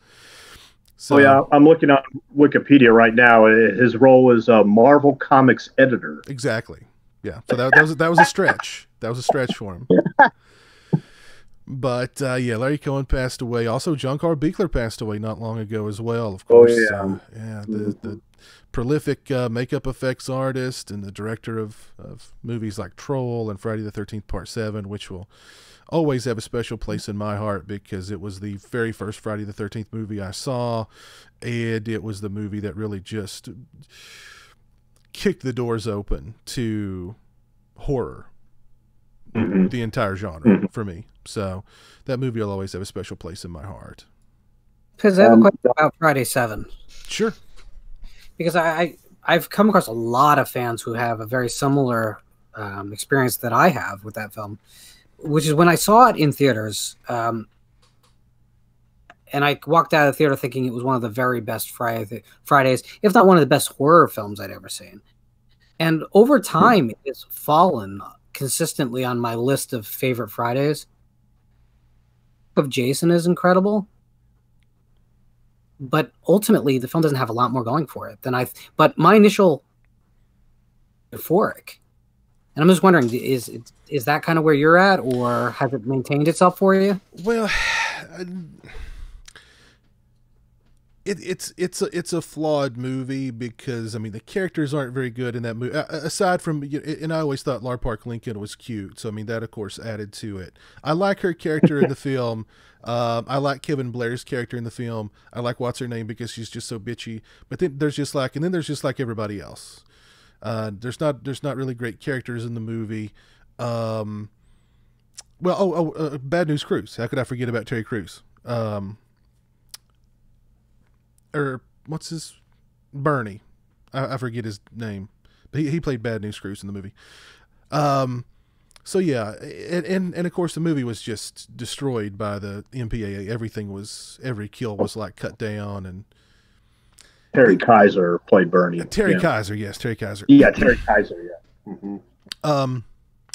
So yeah, I mean it's got problems, but when I watch it, I can have a lot of fun with it. I dig the, it's Carrie versus Jason. I dig that. Of course, Kane Hodder as Jason is a great looking Jason. But yeah, I mean, it's got issues. It's got issues, but I still love it, and I can watch it, enjoy it, and appreciate it for what it is. The first time I saw it, though, keep in mind, the first time I saw it, I was about 8 on VHS, and I mean, I was just seventh heaven that I was actually able to watch a Friday the 13th movie. So I mean, I'm sure I watched the whole thing with like a huge smile on my face, and it was just like a, one of those, I'd love to see a picture of myself watching that movie today, because I'm sure again the image would be wide-eyed and just huge grin and just being on cloud 9 watching that movie. And that was the very first Friday the 13th movie you ever saw, correct? Yes, it was. Yes. So it kicked off a love, a passion. Yep. Like I said, it blew the doors open to the horror in general. Everything horror. That movie, that was at that point too, I was free to rent whatever I wanted from the video store. I needn't, take the box to my mother for her perusal anymore after that. Whatever I wanted, with the exception of Texas Chainsaw Massacre. But anything other than that, I could rent, and it was fine. As a kid, Texas Chainsaw was one of the few films that I was not allowed to go near either. Mm. And the other big one was, ironically, House by the Cemetery. Hmm. I don't understand how a parent. No, and it's not like my parents had seen these movies, but I can understand the Texas Chainsaw Massacre, I guess, because the reputation of that film was pretty wild. It's just so imposing, right? But House by the Cemetery always confused me why they had a bad vibe off that, because they'd never seen the film, but they likened it to.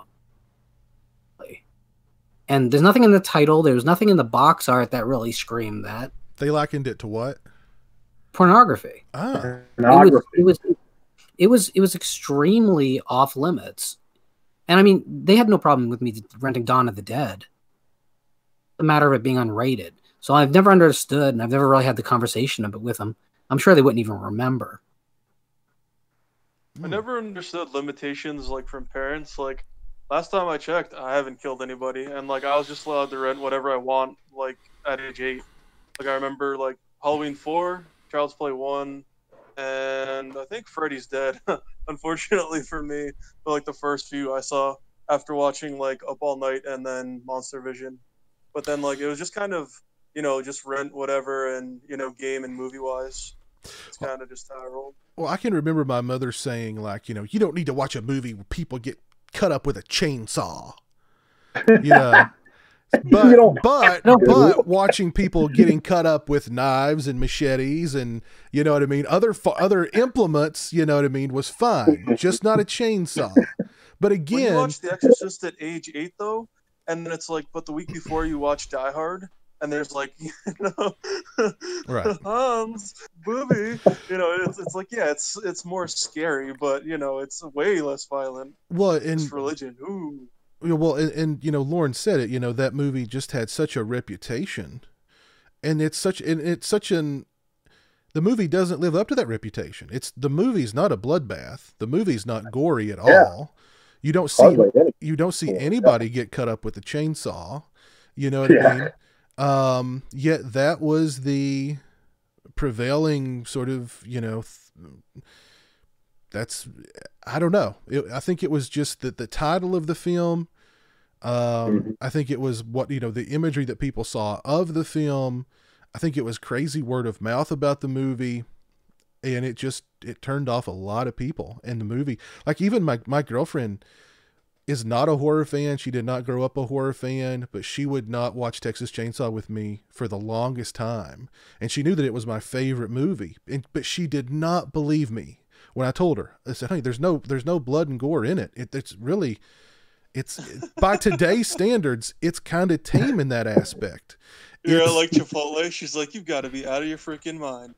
Yeah, oh, really? Seriously? She did not believe. She wouldn't take my word for it. And then finally, I talked her into it, and we watched it, and she felt bad for Leatherface.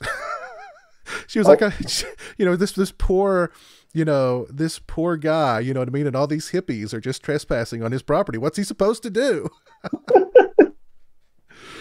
I have a theory about why the film is actually disturbing. Because it's not one of those films that you can dissect by plot. Mm. You can't. But I do have a theory. It has to do with sound. Mm. The first half of that film is almost a silent film. Mm. Or the amount of dialogue is pretty sparse, except when they're in the van. There's very little ambient sound for the first half of it. And then for the second half, all we have is really, really disturbing, screechy sounds, chickens chirping, screaming, and it's loud, and it almost blows out your speakers. I believe the film has an unsettling effect because it's so quiet and then it's so loud, and we can't, as viewers, really process that. So the violence on screen gets so amplified when it happens, and I think if you watch the film with the volume down, I don't think it would be effective at all. Mm-hmm. That's interesting. Interesting. What did it for me is I remember watching the chase scenes in Friday 2, 3, and 4, let's say, and Halloween, I don't know, 1, 2, and maybe 4. Yeah, sure, let's throw in 5. But then watching TCM the first time, the original, and who's the guy in the wheelchair who gets it when it's dark and shit hits the fan? I forget the character's name. But that guy, when it's a chase scene and it's not like a machete or a kitchen knife, but it's a chainsaw. You're in the middle of nowhere, Texas, and then that guy gets it, and then the main female's like, "Oh my god!" And she's running, and he's just got his apron on, and it's it's on another level.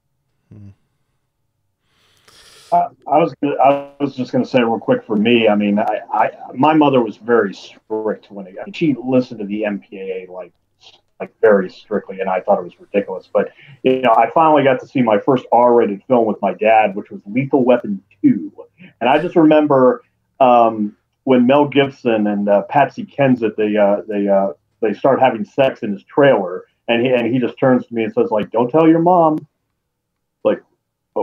Why? Hey, was that the one with the toilet bomb? That was the bomb, literally. That was the toilet bomb. And then I just asked my dad, because my dad didn't care, and I just asked him randomly one day, so what other R-rated movies do we have on tape? And he says, oh yeah, this one, that one, and everything. And then I watched one of the forbidden movies I wasn't supposed to watch at 10 years old, which was this movie called 10 with Dudley Moore. And just seeing Bo Derek run on that beach. Oh. So that was my introduction to adult film. So, and then of course years later my mother would freak out just because she found a copy of Barbarian Queen 2 in my closet one day. So I mean that was my education right there. Very cool. Dookie Wilco says, Piers, have you ever done a movie collection video? I've not done a movie collection video. I did a Blu-ray collection video probably about 5 years ago. It's way out of date, but I'm preparing to do the entire Man Cave Tour video here very shortly. I've actually been doing some cleaning down here and arranging to get that ready. So that'll be happening pretty soon.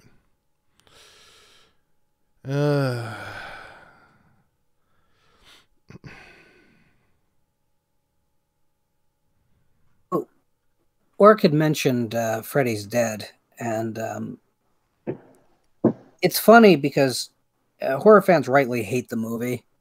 I think there's a few good things in it, but a few is being generous. Would you say it's worse than the remake with Jackie Earle Haley? No, but for very different reasons.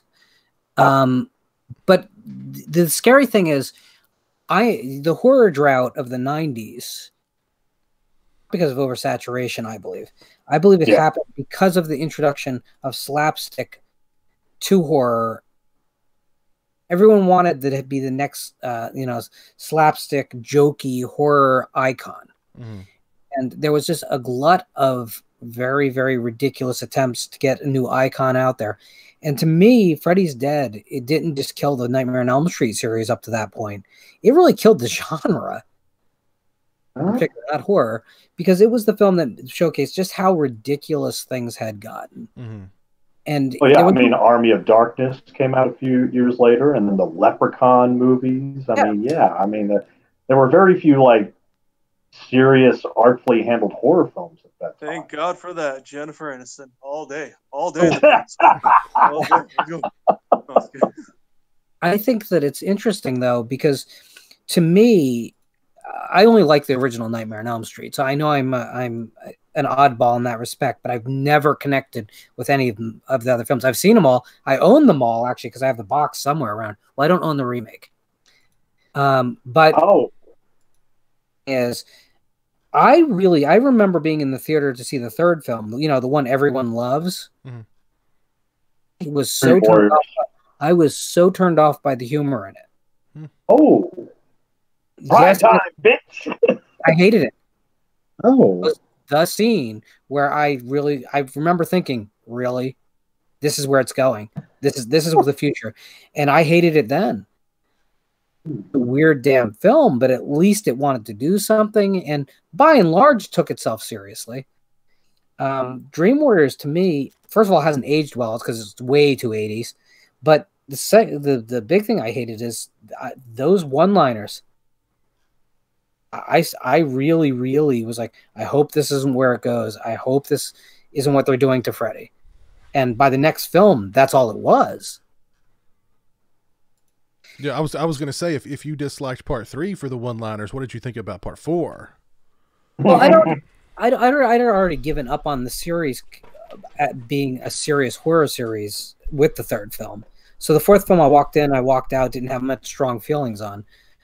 The fifth film is darker, make a lick of sense, and has no sense of pacing. I have to say, going off of what Lauren's saying, also, you always hear the big three. It's Freddy, Michael, and Jason.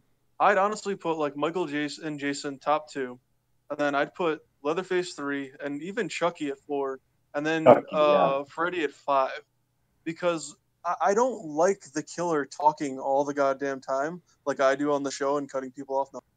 But I don't think any of his lines are that funny. He talks too much. It messes up the atmosphere. So when I go, hey, to someone, and I'm like, what's your favorite slasher franchise? Who's your favorite, person? And they say Nightmare on Elm Street or Freddy. I respect their opinion, but at the same time, I'm like, really? The first one is an amazing film, but even then, man, like all the sequels, like I can't even remember what happened in 4 and 5. I've only seen them like twice, maybe at most, but he just talks too much. I can never get into it. Too much screen time. Yeah. And the lines like primetime bitch and all that shit, like they're just cringy, man. Anything past the first one, they're so cringe. Oh my god! Like Freddy's gonna get you 1, 2. I'm like, ugh. The second movie has lines in it. They don't play quite the same way. Like you've got the body, I've got the brain line.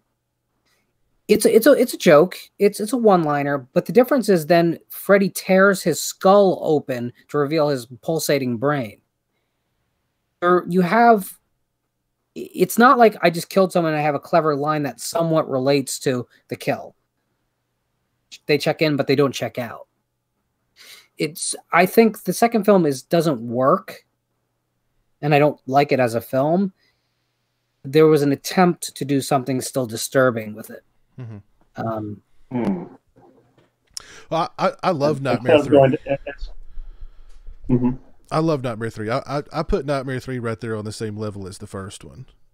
Oh, I love Nightmare 3. I love Nightmare 2 too. Now Nightmare 4, I really dislike Nightmare 4 because of the excessive one-liners and sense of humor. But now that was the movie that was the enormous success in the 80s, and that movie threw Freddy into pop culture, and he's on MTV, and he's, you know what I mean? He was everywhere.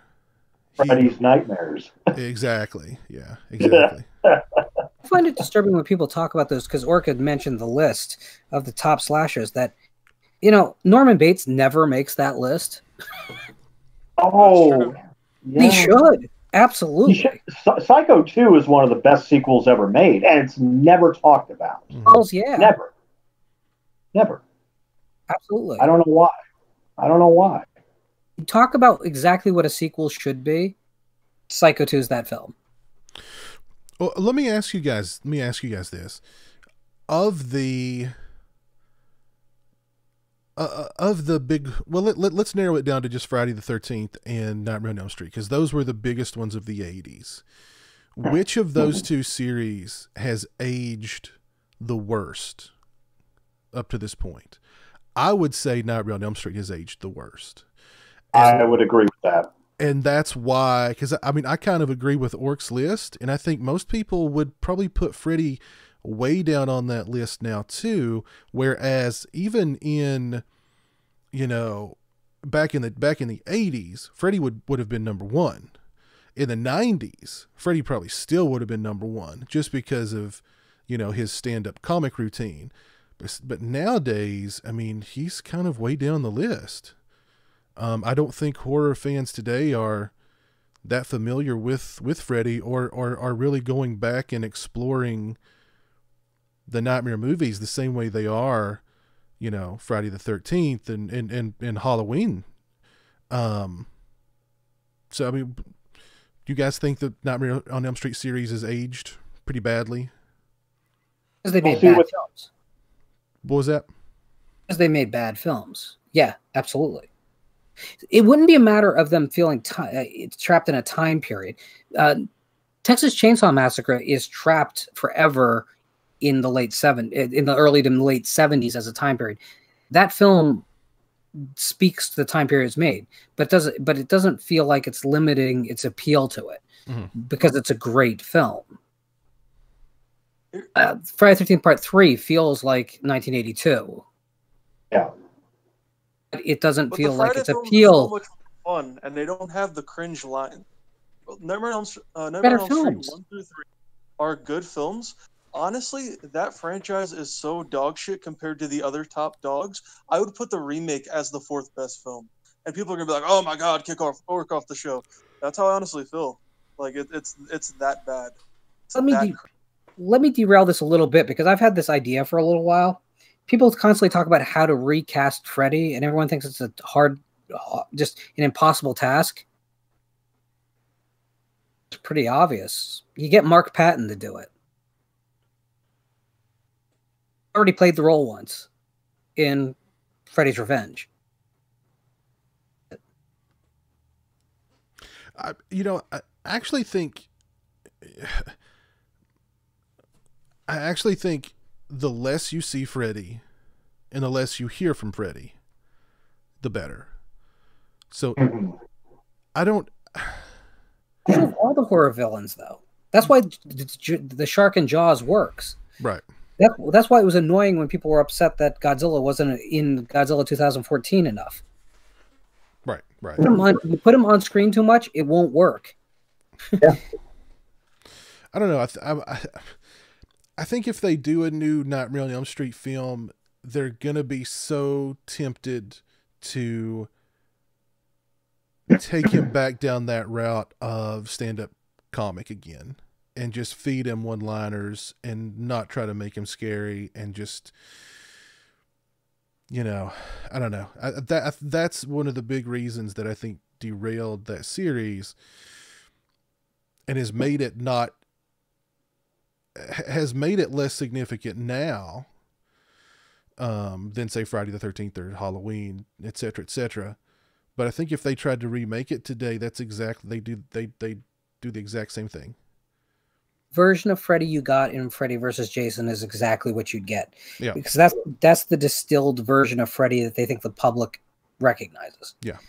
I don't think that really bold with the concept, to be honest with you, because Freddy could be a real serial killer. Get rid of the child molester aspect of it, because frankly, who wants to go there anyway? But you can base him on a real serial killer, not take aspects of that and just make a film about a real serial killer that haunts you in your dreams. Mm-hmm. It can be deeply psychological. It doesn't have to be a body count thriller. You could take go back to the basic idea and do something truly scary with it again. But you cannot go back to the iconography of the series. And you, unfortunately, bringing Robert Englund back, if he's willing to do it, is a mistake. Because then you are going to have all that baggage. Yeah. That would certainly get the nostalgia up. You know what I mean? That would make a lot of people excited. And I would probably be excited initially too.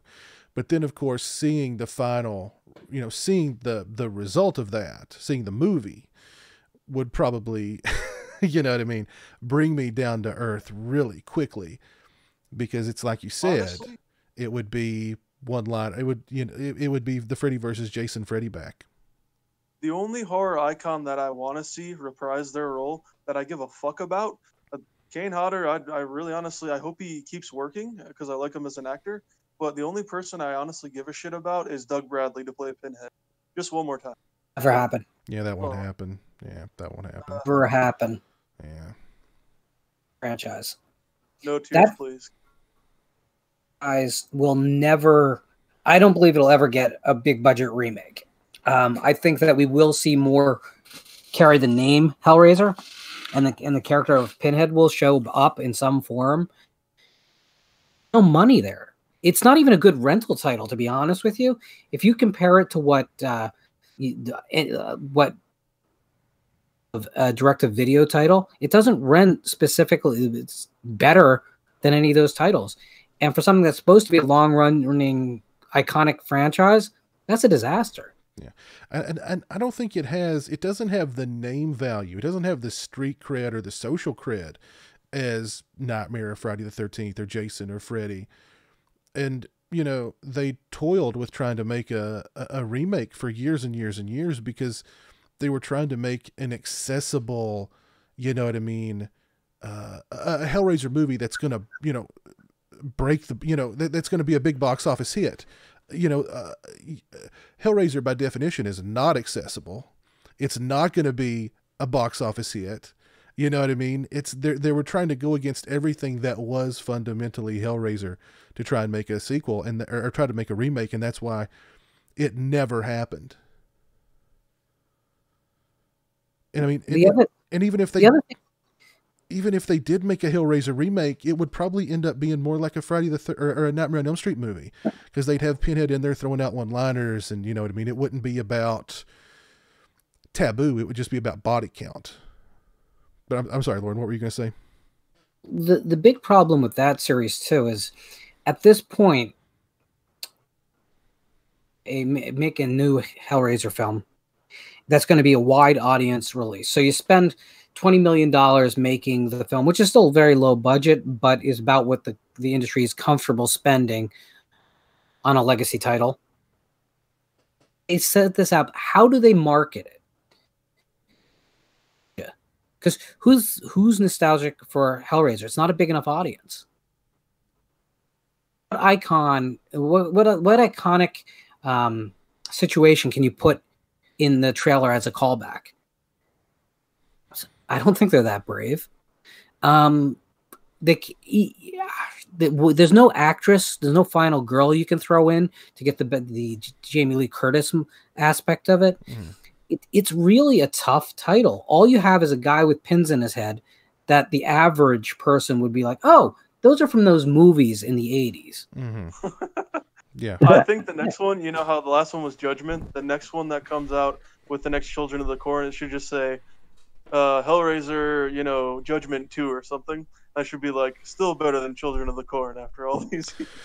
Well, I mean, that's probably going to be the future of Hellraiser. I think Lauren said that pretty much. That's probably where, if there are future Hellraiser movies, it'll be on that kind of level. It'll be like the direct-to-video stuff.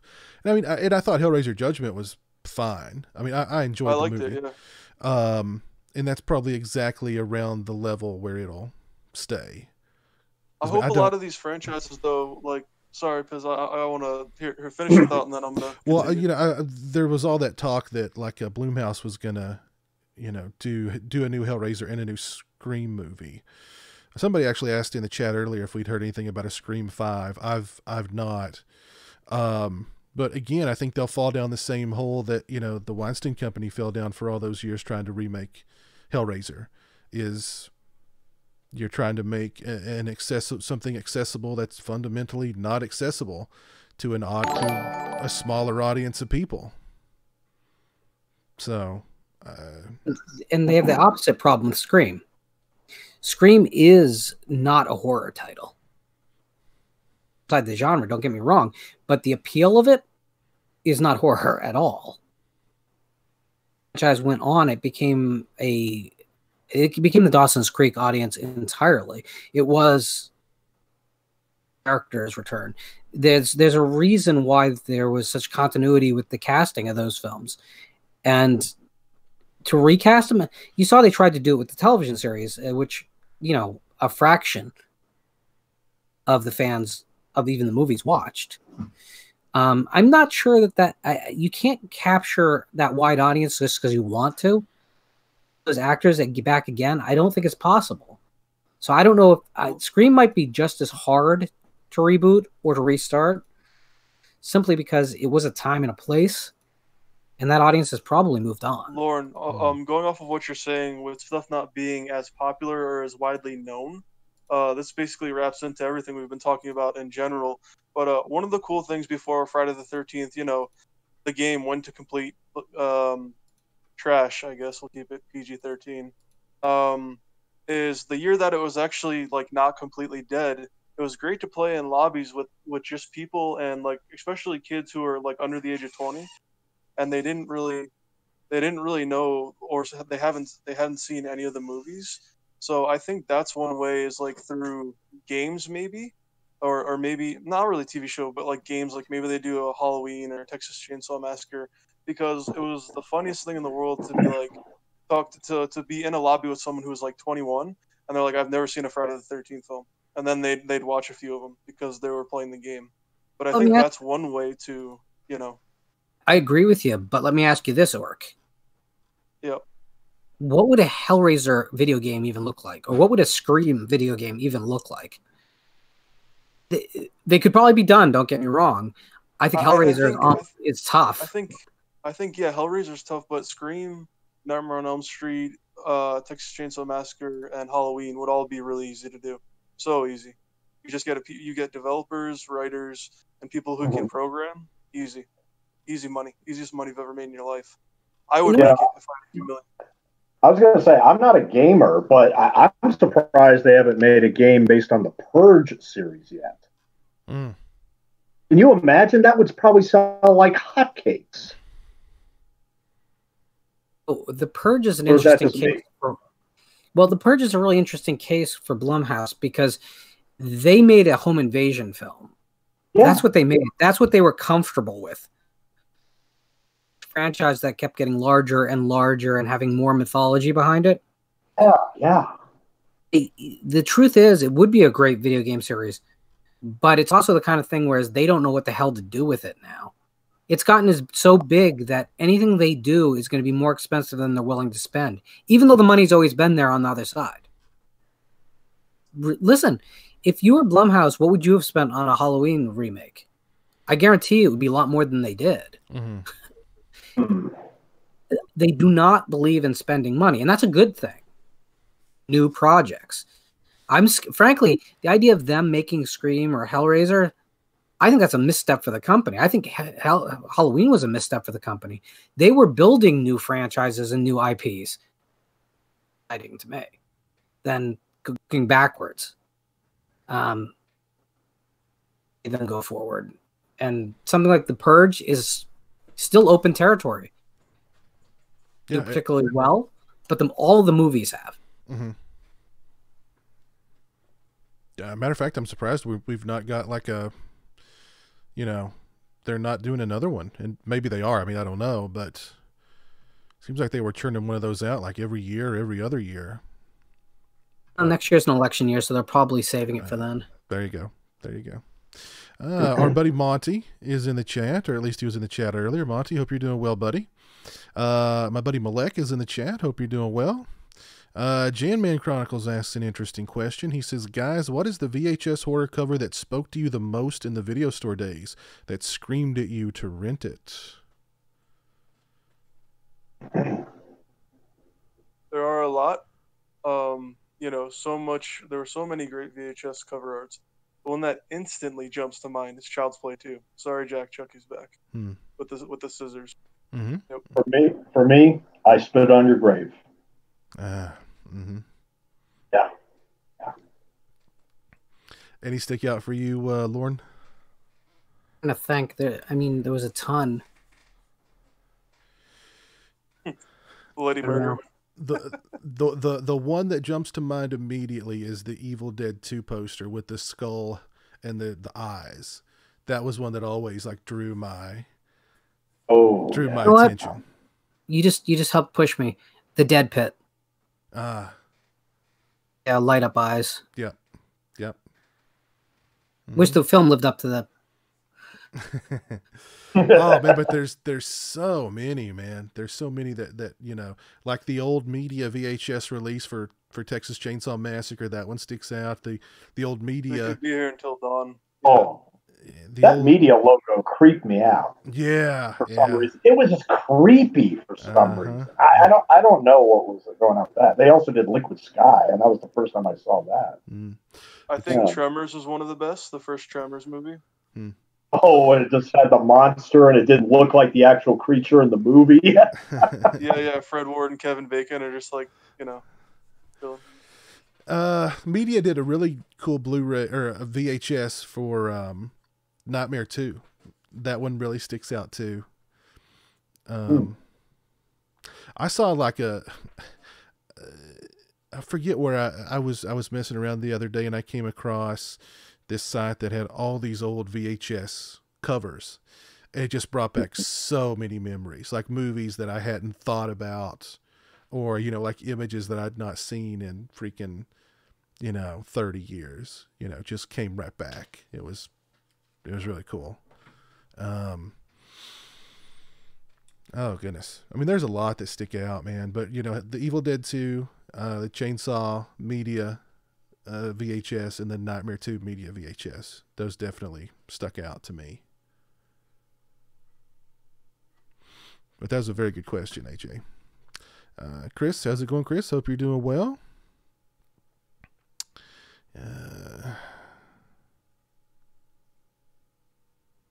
Alexander Barnes asks, have you seen the house that Jack built yet? I have seen it. Have you guys seen the house that Jack built?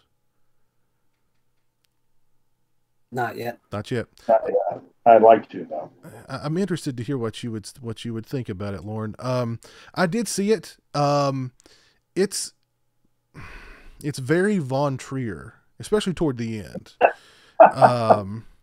It's actually pretty comical in the beginning when he's first getting his feet wet as a killer, but then to see how dark he becomes and how you just really brutal he becomes, because there's some really heavy, dark scenes in that movie, and then the last probably, I don't know, 15 minutes of it are very Von Trier. So it's an interesting movie. I'd wanted to do a review of it, but I don't know. I couldn't quite wrap my mind around it entirely, but I may give it another watch and try and do a review. Rob Taker's watching with us tonight. Jimmy L324. What's up, guys? Horror is great. Fight me. Love that name. Tony Garrigo. What's up? Winston Wolf. What's up? Let's see. The Thing jumped out at Tony Garrigo. Demons 2. That was a good one for Winston Wolf. Night of the Demons, the original, of course. That's a good one. Matt mentions The Dead Pit. That was a cover that certainly, yeah. Phantasm. That was another good one as well. You getting the Fog NECA figure, Piz? No, probably not. Probably not going to get that one. I've got a limited shelf space here, so I've got to be very picky about that kind of thing. Definitely going to get the Ultimate Roy figure when that one comes out. Let's see, what else can we? I'd say Hellbound was pretty legit too. Back in Oh the yeah, day. oh yeah, oh yeah. Yep.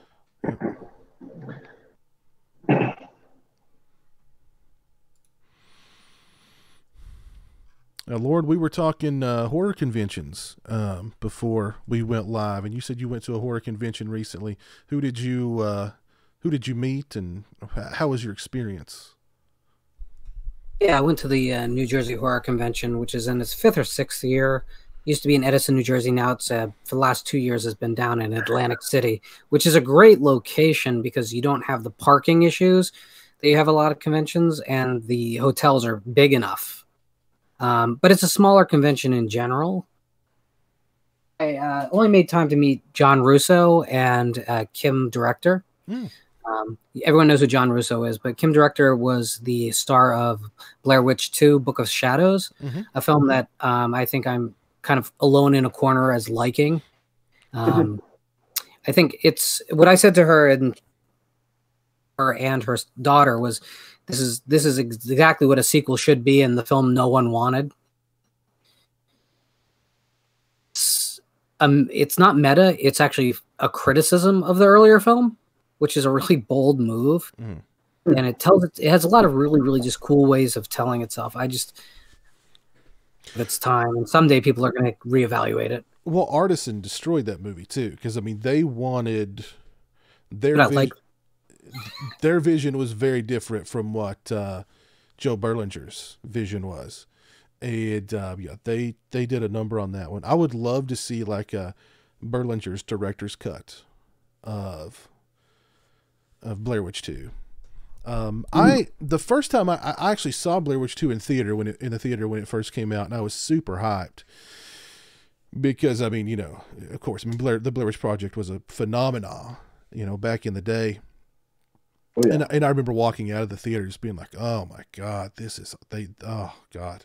So much for that Rustin Parr prequel, so much for a Blair Witch series. But over the years I've grown to, I mean, I like it. I like it for what it tried to do more than what it achieved doing. And again, a big barrier there in what it was able to achieve was the studio. Oh, but you see, I think it's one of those cases where the studio interference definitely changed the intent, but the movie might be stronger because of the studio interference in this case.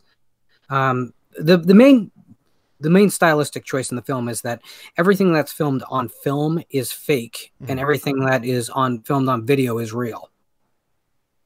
And what's interesting is if you watch the film closely, that applies even to, say, video monitors in the store.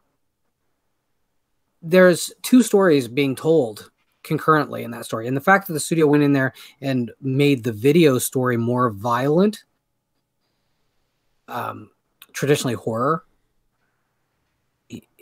makes the film even more interesting. Sometimes I enjoy films that are compromise films. I'm a big Alien 3 fan. I like both versions of the film that exists currently.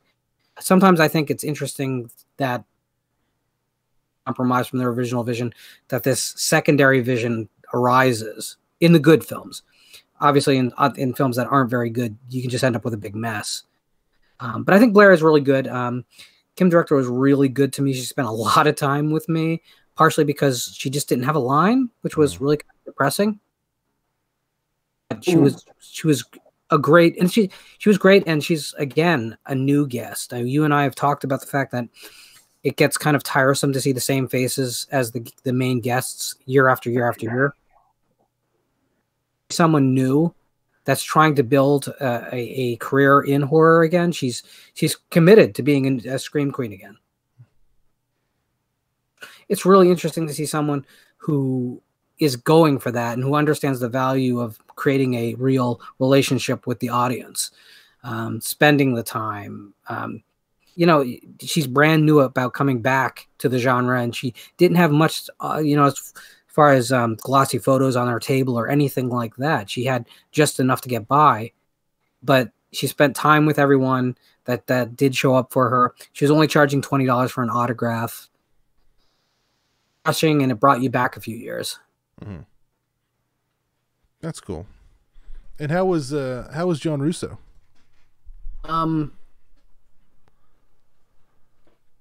There's no chance John Russo will ever hear this, right? Probably not. So he was clearly drunk. Ugh. Guys are in his hand. Problems and just responds to questions with whatever he wanted to be asked rather than what he was asked, which, considering his age, that's not the biggest deal.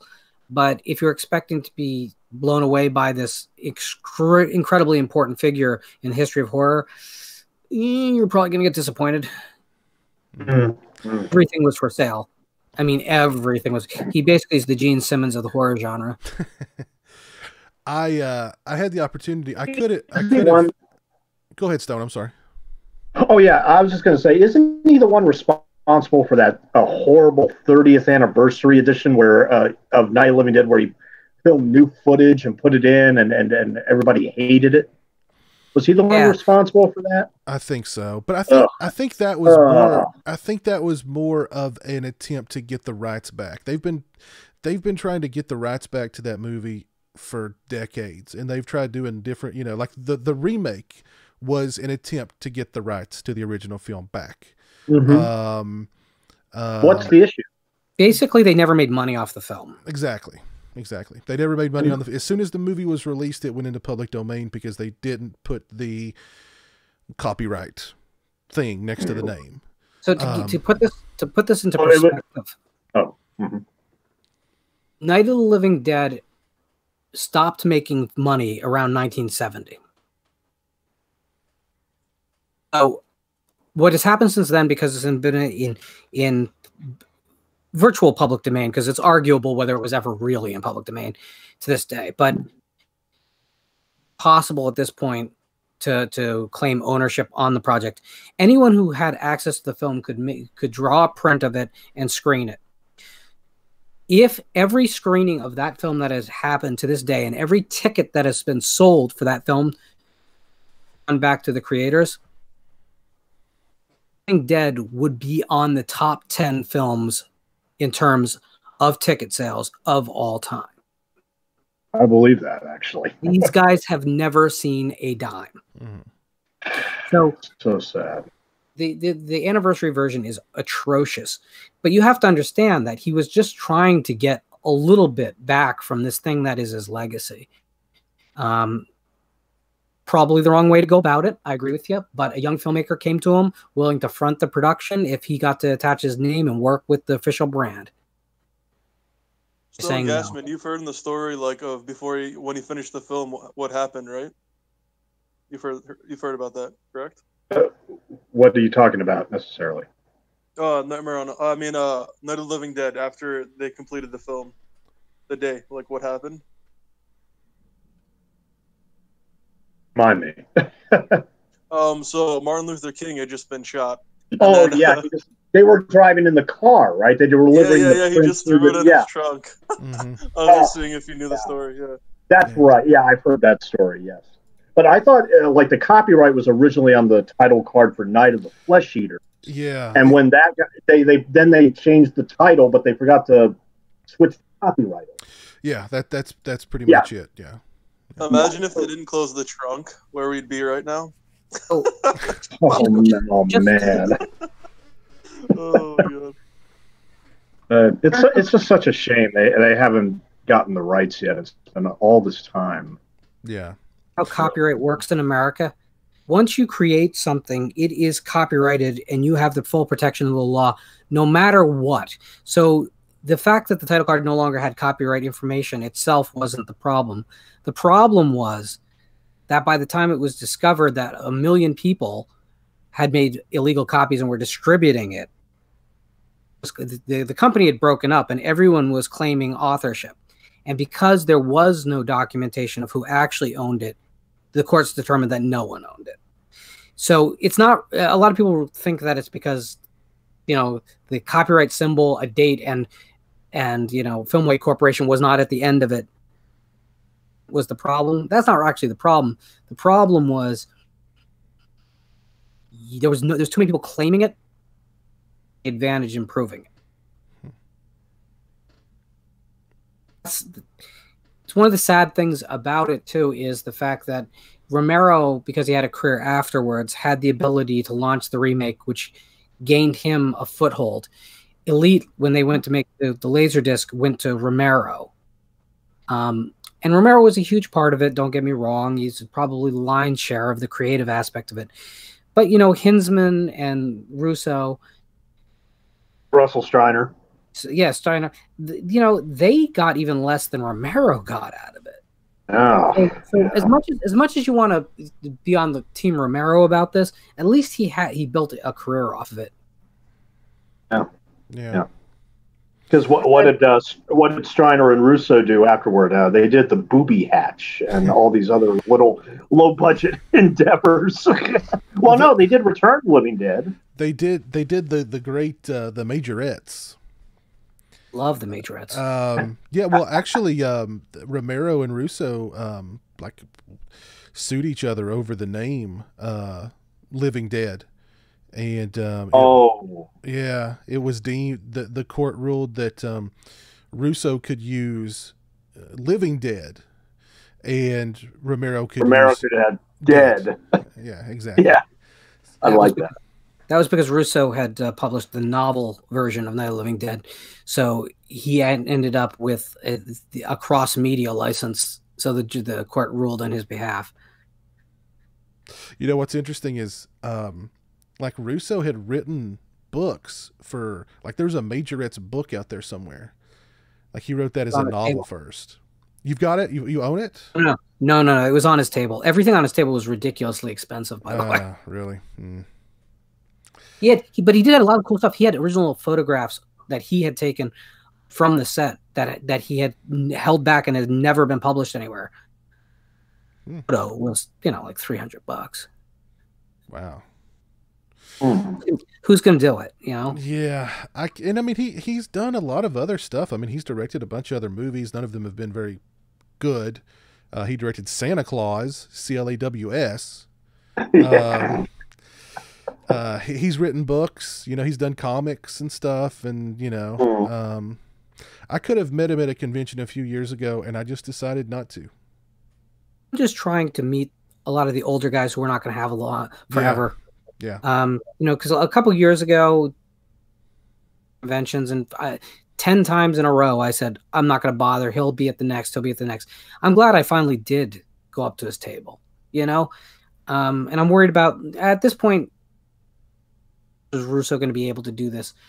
How many, on the off chance we start to get these guys, these 60s, all these 60s horror stars, it's the time to do it. The younger guys will be around.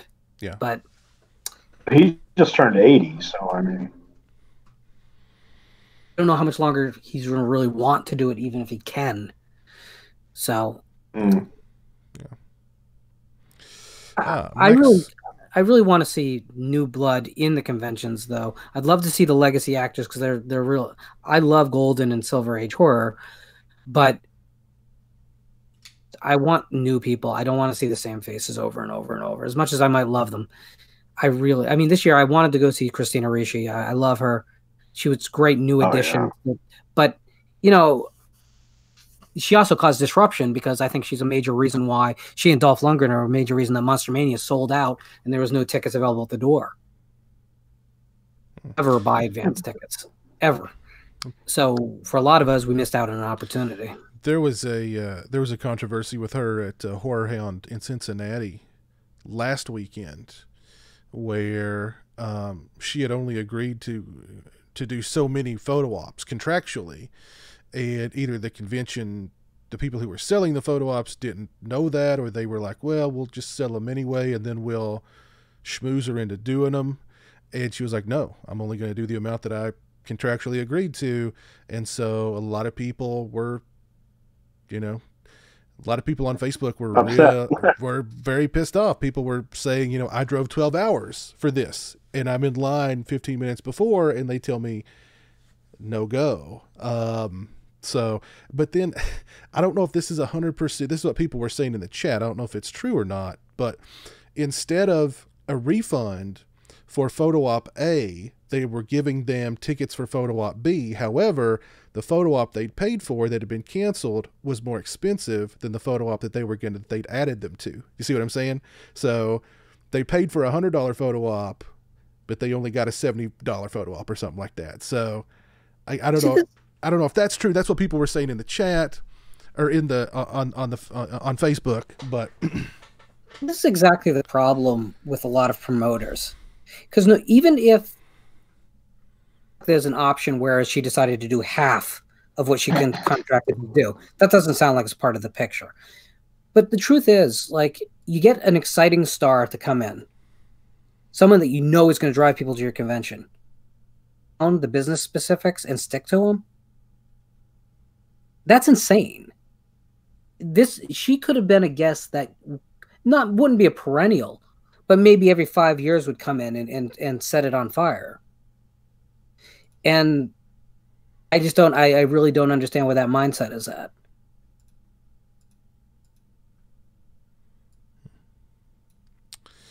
Max Punishment is in the chat tonight. What's up, Max? Hope you're doing well, buddy. Dan the Beaver is all about Rawhead Rex. He wants to see Pizzelle versus Rawhead Rex. Let me tell you something. I'd mop the floor with him. Okay? Mop the floor with him. Because his mouth can't move. Exactly. His mouth can't move. Sebian Seagal's in the chat. What's up, Sebian? Hope you're doing well. Dan the Beaver says It Chapter 2 he is pumped for. Nice. Southpaw 84 is in the chat. What's up, Southpaw 84?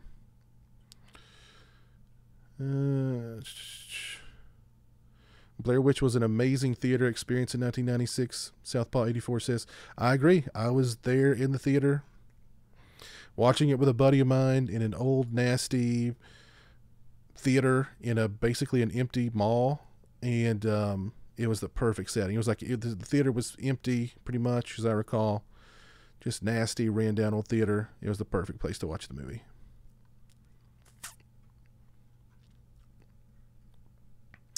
Max is a very he's a traveling man. Max, have you been to any conventions lately? Did you happen to go to Horror Hound in Cincinnati last weekend? I heard some bad things about that show last weekend. Can you confirm or deny?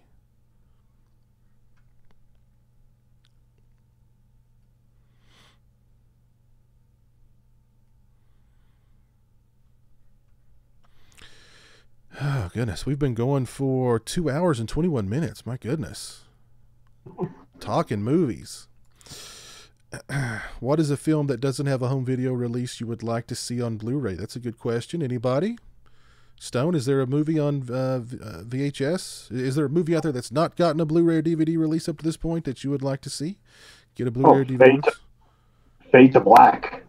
I know I've said it before, but Fade to Black, man, that is one of my favorite slasher films, and it's an absolute shame. And see, the thing is that I actually, Dennis Christopher, the star, we follow each other on Twitter. He told me, hey, I want to do an audio commentary for that movie so badly. And it's like, well, how are we going to get the rights for that? I mean, when apparently the problem is, unfortunately, like what you were saying before about censorship and stuff. I mean, the TV shows with the music stuff and everything, it's in the same category where apparently all these film clips are going to have to get clearances from all different sources to actually get that film out there on Blu-ray, which is just ridiculous. It's just absolutely ridiculous. That is one of the most underrated slashers out there, and I think one of the best. I used to have the Anchor Bay VHS of that movie. Yeah. Because what the cool thing about that movie is that it didn't just honor horror movies; it also honored, other films like Kiss of Death, gangster films like that with Richard Widmark. It went entirely across the spectrum. It's a film for both horror fans and non-horror fans. I mean, more than any other film, I would love to see that get a Blu-ray. Mm-hmm. More than any other film. Yeah. That would be an interesting one for sure. Mm-hmm. What about you, Lauren? My list could go on a long, long, long time, I think. But just off the top of my head, The Hazing, Mole Man of Belmont Avenue, Captive Wild Woman, actually all the Universal classics that weren't included in that idiotic complete box set. Hammer films, which are still not included on any Blu-ray releases. I know Shop Factory are one of those other companies. I know they're releasing later, like the first four of the Bela Lugosi, Boris Karloff films, including The Black Cat, like finally on Blu-ray. I'm not sure if that's Shop Factory. So the problem with all these films getting releases, regardless of how old they are, is that the market is, for older films anyway, is very thin. It's such a small market. Unless you're a new release, it's just really, really, really tight. Mm. You know, I mean, I don't know how we get out of this cycle. I don't know how we get some of the mainstream to be interested in films that didn't come out in the last 24, which is probably about the life cycle of video at this point. Mm-hmm. I don't know how we get out of that. For me, there's a film from 1980 called Phobia. Desperately want a decent release on any format. Mm-hmm. Don't know if I've seen that one. I was going to throw one more out there.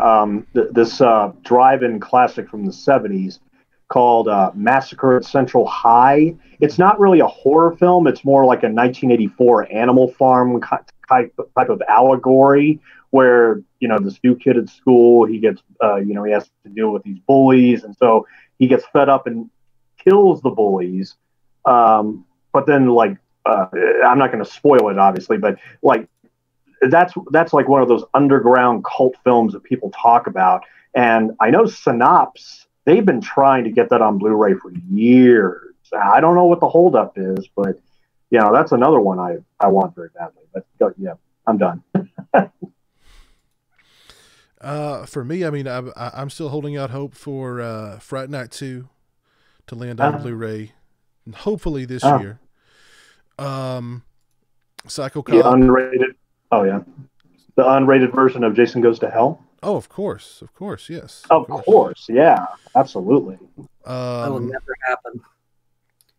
Let's see what else. Well, this is a movie that this is one of those 80s movies that the artwork for the VHS just jumped off the shelf at me back in the day. There's the artwork for the VHS right there on screen. The Spooky, or just Spookies. This is the Spanish DVD release of the film that I got from Diabolic DVD a couple weeks ago. I've not watched it yet though, but I would love to get a good Blu-ray release of this film with a making of documentary about the making of the movie, because it's really, I think the making of the movie is more interesting probably than the movie itself. But Spookies, that was on the last Red Letter Media Best of the Worst show. Yeah, they just showcased that literally just a few weeks ago. Oh, I'll have to look into that and check that out. But yeah, definitely. I like that movie. I like the movie. It was one I used to rent all the time back in the day. It's messy, but it's messy for a reason. And a good Blu-ray release with a making of, I think, would be fantastic for that movie.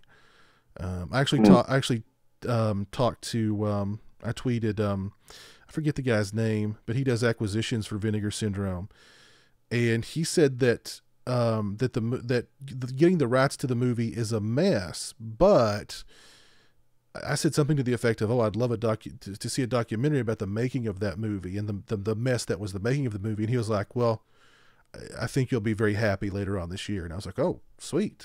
I don't know what that means. So that would be cool. That would be cool. And I do think Fright Night 2 is coming out this year.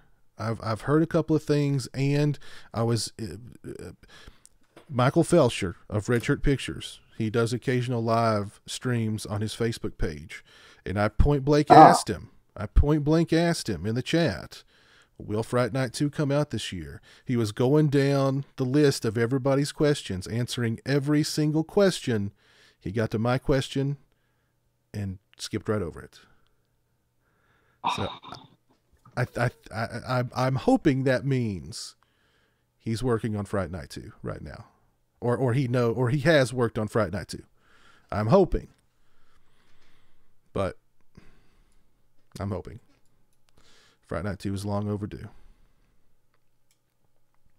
Hoax000's in the chat. What's up, man? Hope you're doing well.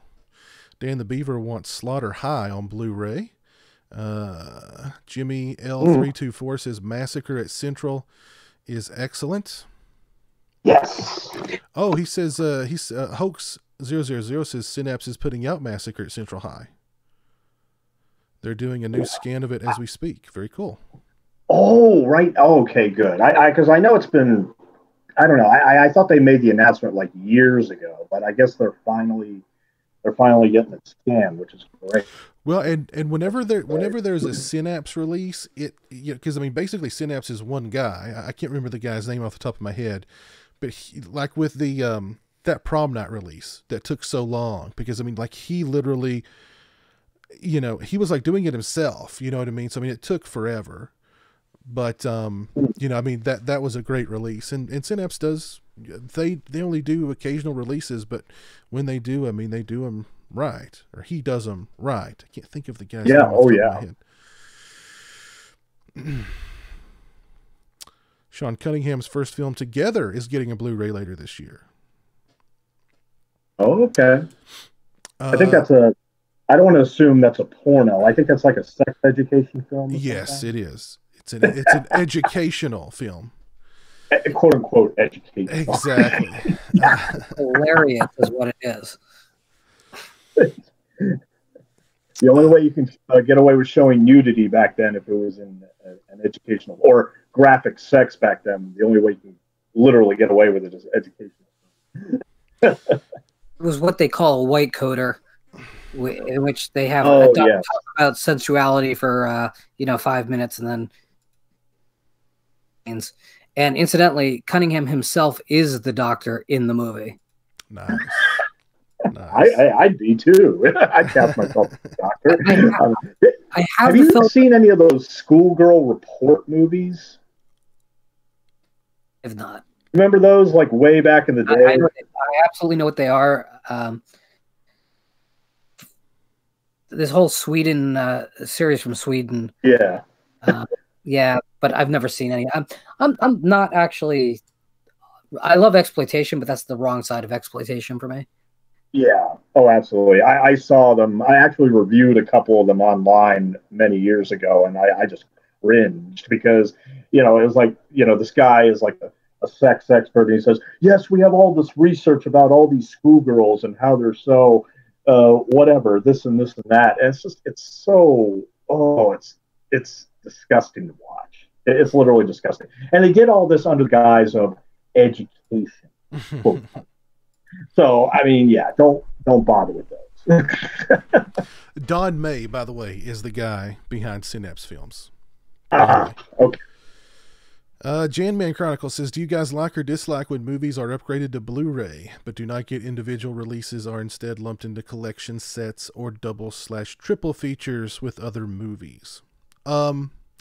I guess it depends on the movie, or the movies, to be honest. Like, for instance, where'd that go? Oh, here we go. I'm sorry, go ahead. Oh, I was going to say my Slumber Party Massacre 2 and 3 Scream Factory double feature. I'm fine with, those movies on a double pack. That's fine. But yeah, I don't know. It just depends on the movie, I guess, or the movies. What were you going to say, Stone? Oh, I know a perfect example for that. I just saw this movie like a couple months ago. Somebody recommended to me this Australian film called Lake. It's an extremely creepy film about a 16-year-old girl that drowns while swimming in a local dam, and then her family experiences a series of strange events leading to this girl actually led a double life. And a lot of the creepiness about this film is through old photos. And that it's an Australian film, and it was released as part of one of those 8-packs After Dark horror fests. I've seen that. And I looked. I've seen it. I've seen it. Oh, what'd you think? You know what? I was really on board with it. I really loved it until it got to where I don't want to give too much away because I do want people to see it. I thought it was quite well done. Like the brother is involved. You know what I mean? Like the middle of the movie, you find out that the brother had kind of staged some stuff, but then I get you. But then they were like, then it shifts back to, but yeah, he staged that stuff, but there was still real phenomena going on. I wish they would have just not done the staged part. You know what I mean? Yeah. Yeah. But yeah, the creepy photos were pretty creepy. They're creepy. Yeah. Yeah. Yeah. And it's an interesting mystery of, well, what happened to the girl and what was going on with the girl's life. And, I was, even with that in there, I still enjoyed the movie. Mm-hmm. Well, if you want it on standalone Blu-ray, it does have a Blu-ray in Europe, but unfortunately not here. The only way to get it is on that 8-pack. Yeah, that's probably the only good film. It's probably the only good film in that pack. Yeah, it probably is. It probably is. Yeah, those whatever 8 movies to die for packs, they're usually 8 movies you can just avoid. Mm-hmm. So, you're lucky there's only one. Did Orc get pneumonia again, or is he asleep, or what's going on? I don't. Who knows? Orc, are you okay?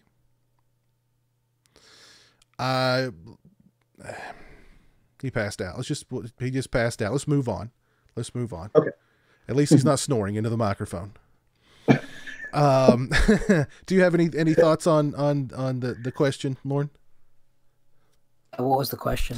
Do you like or dislike when movies are upgraded to Blu-ray but do not get individual releases, or instead lumped into collections or double feature type sets? Let's put it this way: if that's the only way it's going to happen, I'll take it. Yeah. Would I prefer everything to get? Again, we have a difference of opinion on this, Pez, but I don't care about special editions at all. I just want the movies looking as good as they can look at as reasonable a price as possible, because I think that's the success for us getting more of what we love. If we're not going to get it, a wonderfully looking edition of the film that's been remastered from its original negative or interpositive, then yeah, if all we're going to get is what we're going to get, and that's better than not getting anything at all, I'll take it. Hoax 000 is still hoping for Rad. I agree. A Rad Blu-ray would be rad, that's for sure. Oh yeah. Dan the Beaver says Spookies is a true horror classic. First seen it on USA Up All Night. USA Up All Night. That brings back memories. Any love for Vamp? I love Vamp, Jerry. I love Vamp. Oh, I love Vamp. Hey, I was going to say, on the old DVD of Vamp, there's this hilarious commentary with like the director and Chris Makepeace, and I think the Dee Dee Pfeiffer, I think that's her name. And they didn't put that on the Blu-ray. I was so upset about that. Yeah, I think on the Blu-ray, at least on the Arrow Blu-ray, it's only the director. Yeah, it's not the earlier, multiple person. I prefer multi-person commentaries myself. But yeah, I was a little disappointed. I didn't get the Blu-ray because of that reason. But yeah, I love Vamp. Great flick. Yeah. I met oh gosh, what's the guy's? He was also in Nightmare 2. I know who you're talking about. Yeah, I can't think of his name, but I met him at a convention. He was somebody who had Robert Russler. Robert Russler, that's it, exactly. Yes. He was somebody who had never been at a convention that I'd attended. So I went up to him and I was talking to him, and he was really cool. And I was like, man, I love your characters in movies, but I get bummed because you always die. I was like, I loved you as Grady in Nightmare 2, and you die. It's like, I loved you in Vamp, and you die, so he was pretty cool. What was that? I'm sorry? Jarrett Graham. Be in a film where he doesn't die. What about Garrett Graham? Be in a film where he doesn't die. Used He dies in cars. everything. But no one dies in that, right? No. He thought he was going to die, though. Remember? I mean, well, actually, Garrett Graham, the actor, he almost died because there's that shot of the speeding car coming towards him, and he's not even looking. And Robert Zemeckis just let that go. He was 2 seconds away from being dead. Well, jeez. Yeah, that's a true story. Watch Used Cars with the commentary with Kurt Russell and Robert Zemeckis, and you'll know what I'm talking about. My favorite Kurt Russell story, and he told this story recently, and we can close out the show on this one because we've gone on for 2 hours and 40 minutes. Kurt Russell was talking about being a little kid and working on the MGM lot, and that Charles Bronson was on the MGM lot as well doing something. And it was Charles Bronson's birthday. And so they had this thing for him, big, birthday party with cake and everything. And Kurt Russell actually bought Charles Bronson a skateboard and gave Charles Bronson a skateboard. And according to Russell, Charles Bronson's response to the skateboard, he just kind of looked at it and he was like, thanks. And he was just very kind of, low-key about it. And Kurt Russell walked away thinking like, oh, he didn't like it. And he said that somebody stopped him. And they were like, well, that's just how Charlie is. Don't worry about it. Blah, blah, blah.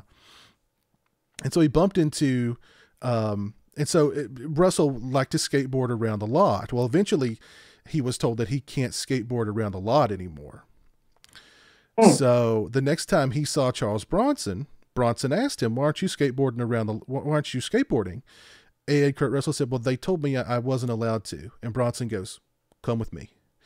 Bronson goes into the office of the head of MGM, walks past the secretary, just barges right in with the skateboard that Kurt Russell had given him and said, me and the kid are going to be skateboarding around the lot, and walked out. And Kurt Russell said he skateboarded around the MGM lot from then on. Nobody ever said a word to him. So Charlie Bronson standing up for a little Kurt Russell, so he could skateboard around the MGM lot. I love that story. Love that. It's also true. That's very, very crazy to believe, but it is true. Walt Disney, his very last words that he wrote was Kurt Russell. Really? Yeah, because Kurt Russell, remember when he started, he did all those Disney movies like the computer wore tennis shoes and everything. Yeah. And when right before Walt Disney died, the very last thing that he wrote on a piece of paper, Kurt Russell. Wow, I didn't know that. Yeah, take interpret that however you like, but that's pretty interesting, man. That's pretty interesting. Yeah. All right, Jan Man's got a follow-up question for us. Would you rather have a high-quality standalone DVD of a movie, or would you rather have the bit better Blu-ray as part of a 4 or 8 pack? He says these are the dilemmas I have faced. That is a good question. I would just keep the DVD because I don't want to own movies that I'm never going to watch. That's true. That's yeah. Yeah. I agree. What do you think, Lauren? Depend wildly on what movie we're talking about. Okay. Again, I'll take the quality if it's in a set of something I care about. That's probably going to be the answer because, to be honest with you, I probably don't care enough to buy something I'm not going to watch more than once. Can you reiterate the question? Oh, he's awake. Orc! Yeah, welcome back, Orc. Yo, cookie dough. The question is, would you rather have a high-quality standalone DVD of a movie, or would you rather have the bit better Blu-ray as part of a 4 or 8 pack? Honestly, this is the easiest question in the world for me. Whatever is more bang for your buck, and what's cheaper. Okay. There you go. Okay. It's like when I see people, they have a Blu-ray player but they buy a DVD.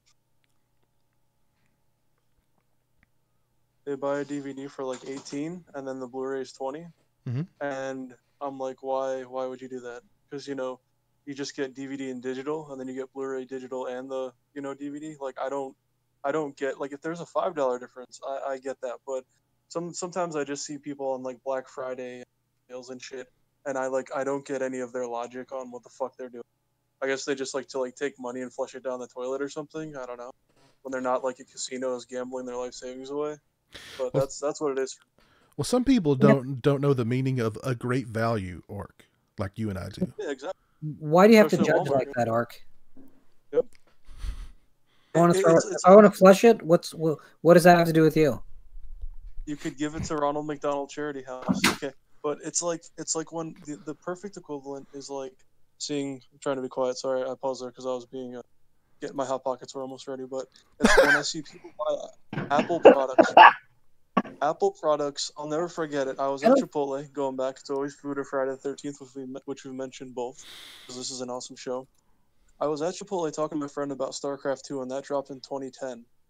And I said, yeah, it's a good game. I've hit Grandmaster, blah, blah, blah, blah, blah, and you should try it out. You know what he does? He buys a MacBook Pro for $3,500. I wanted to kill myself. It's like when I see people buying shitty products or overpaying for like a collector's edition or a steelbook in relation to what we're talking about and what everyone who's up to your channel likes. It's the same thing with like getting an autograph from someone. Like legit, I would never pay over $100 to meet anyone, including Schwarzenegger or Bruce Willis or Stallone. Mm-hmm. What was Stallone asking for at that one convention? Like $400, or was that forget fucking Robert Englund? 400. Get the fuck out of here. Don't they have enough money? It's never enough. I guess you can get Tom Savini. Have a shit like that.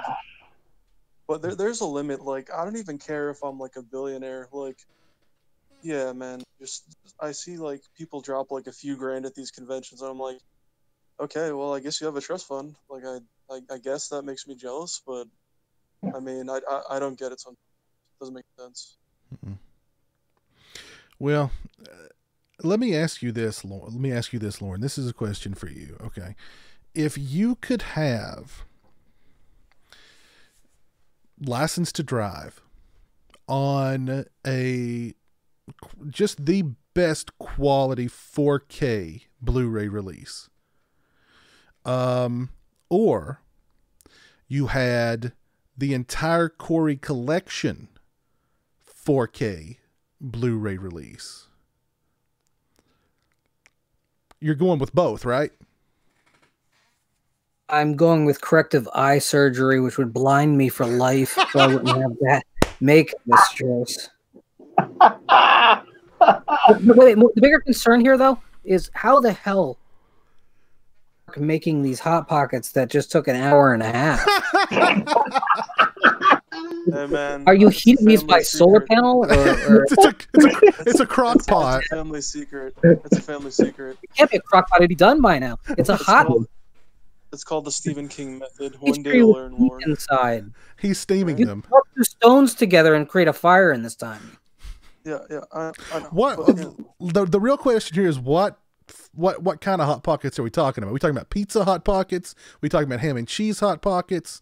It depends. See, now, this is going back to money, okay? Now Sam's Club and Costco can be a little bit pricey, but you gotta meme somehow. There's also Amazon too, so you gotta look around a little bit, maybe look at ads, that are tracking what kind of porn sites you go to, stuff like that. All this is really important. Orcs Real Talk Corner, number 9,999. Okay, the real meme here is what you can get for the most at the cheapest price. A lot of the time, an orc's experience of being a fucking straight up boss and a fucking beast is ham and cheese is the way to go because it's really cheap and you can get a multi-bajillion. Now, but the meatball mozzarella is very delicious and good too. Sometimes you gotta go with the lean pockets and it's turkey and broccoli. Right now I can't have broccoli because my body is dog shit.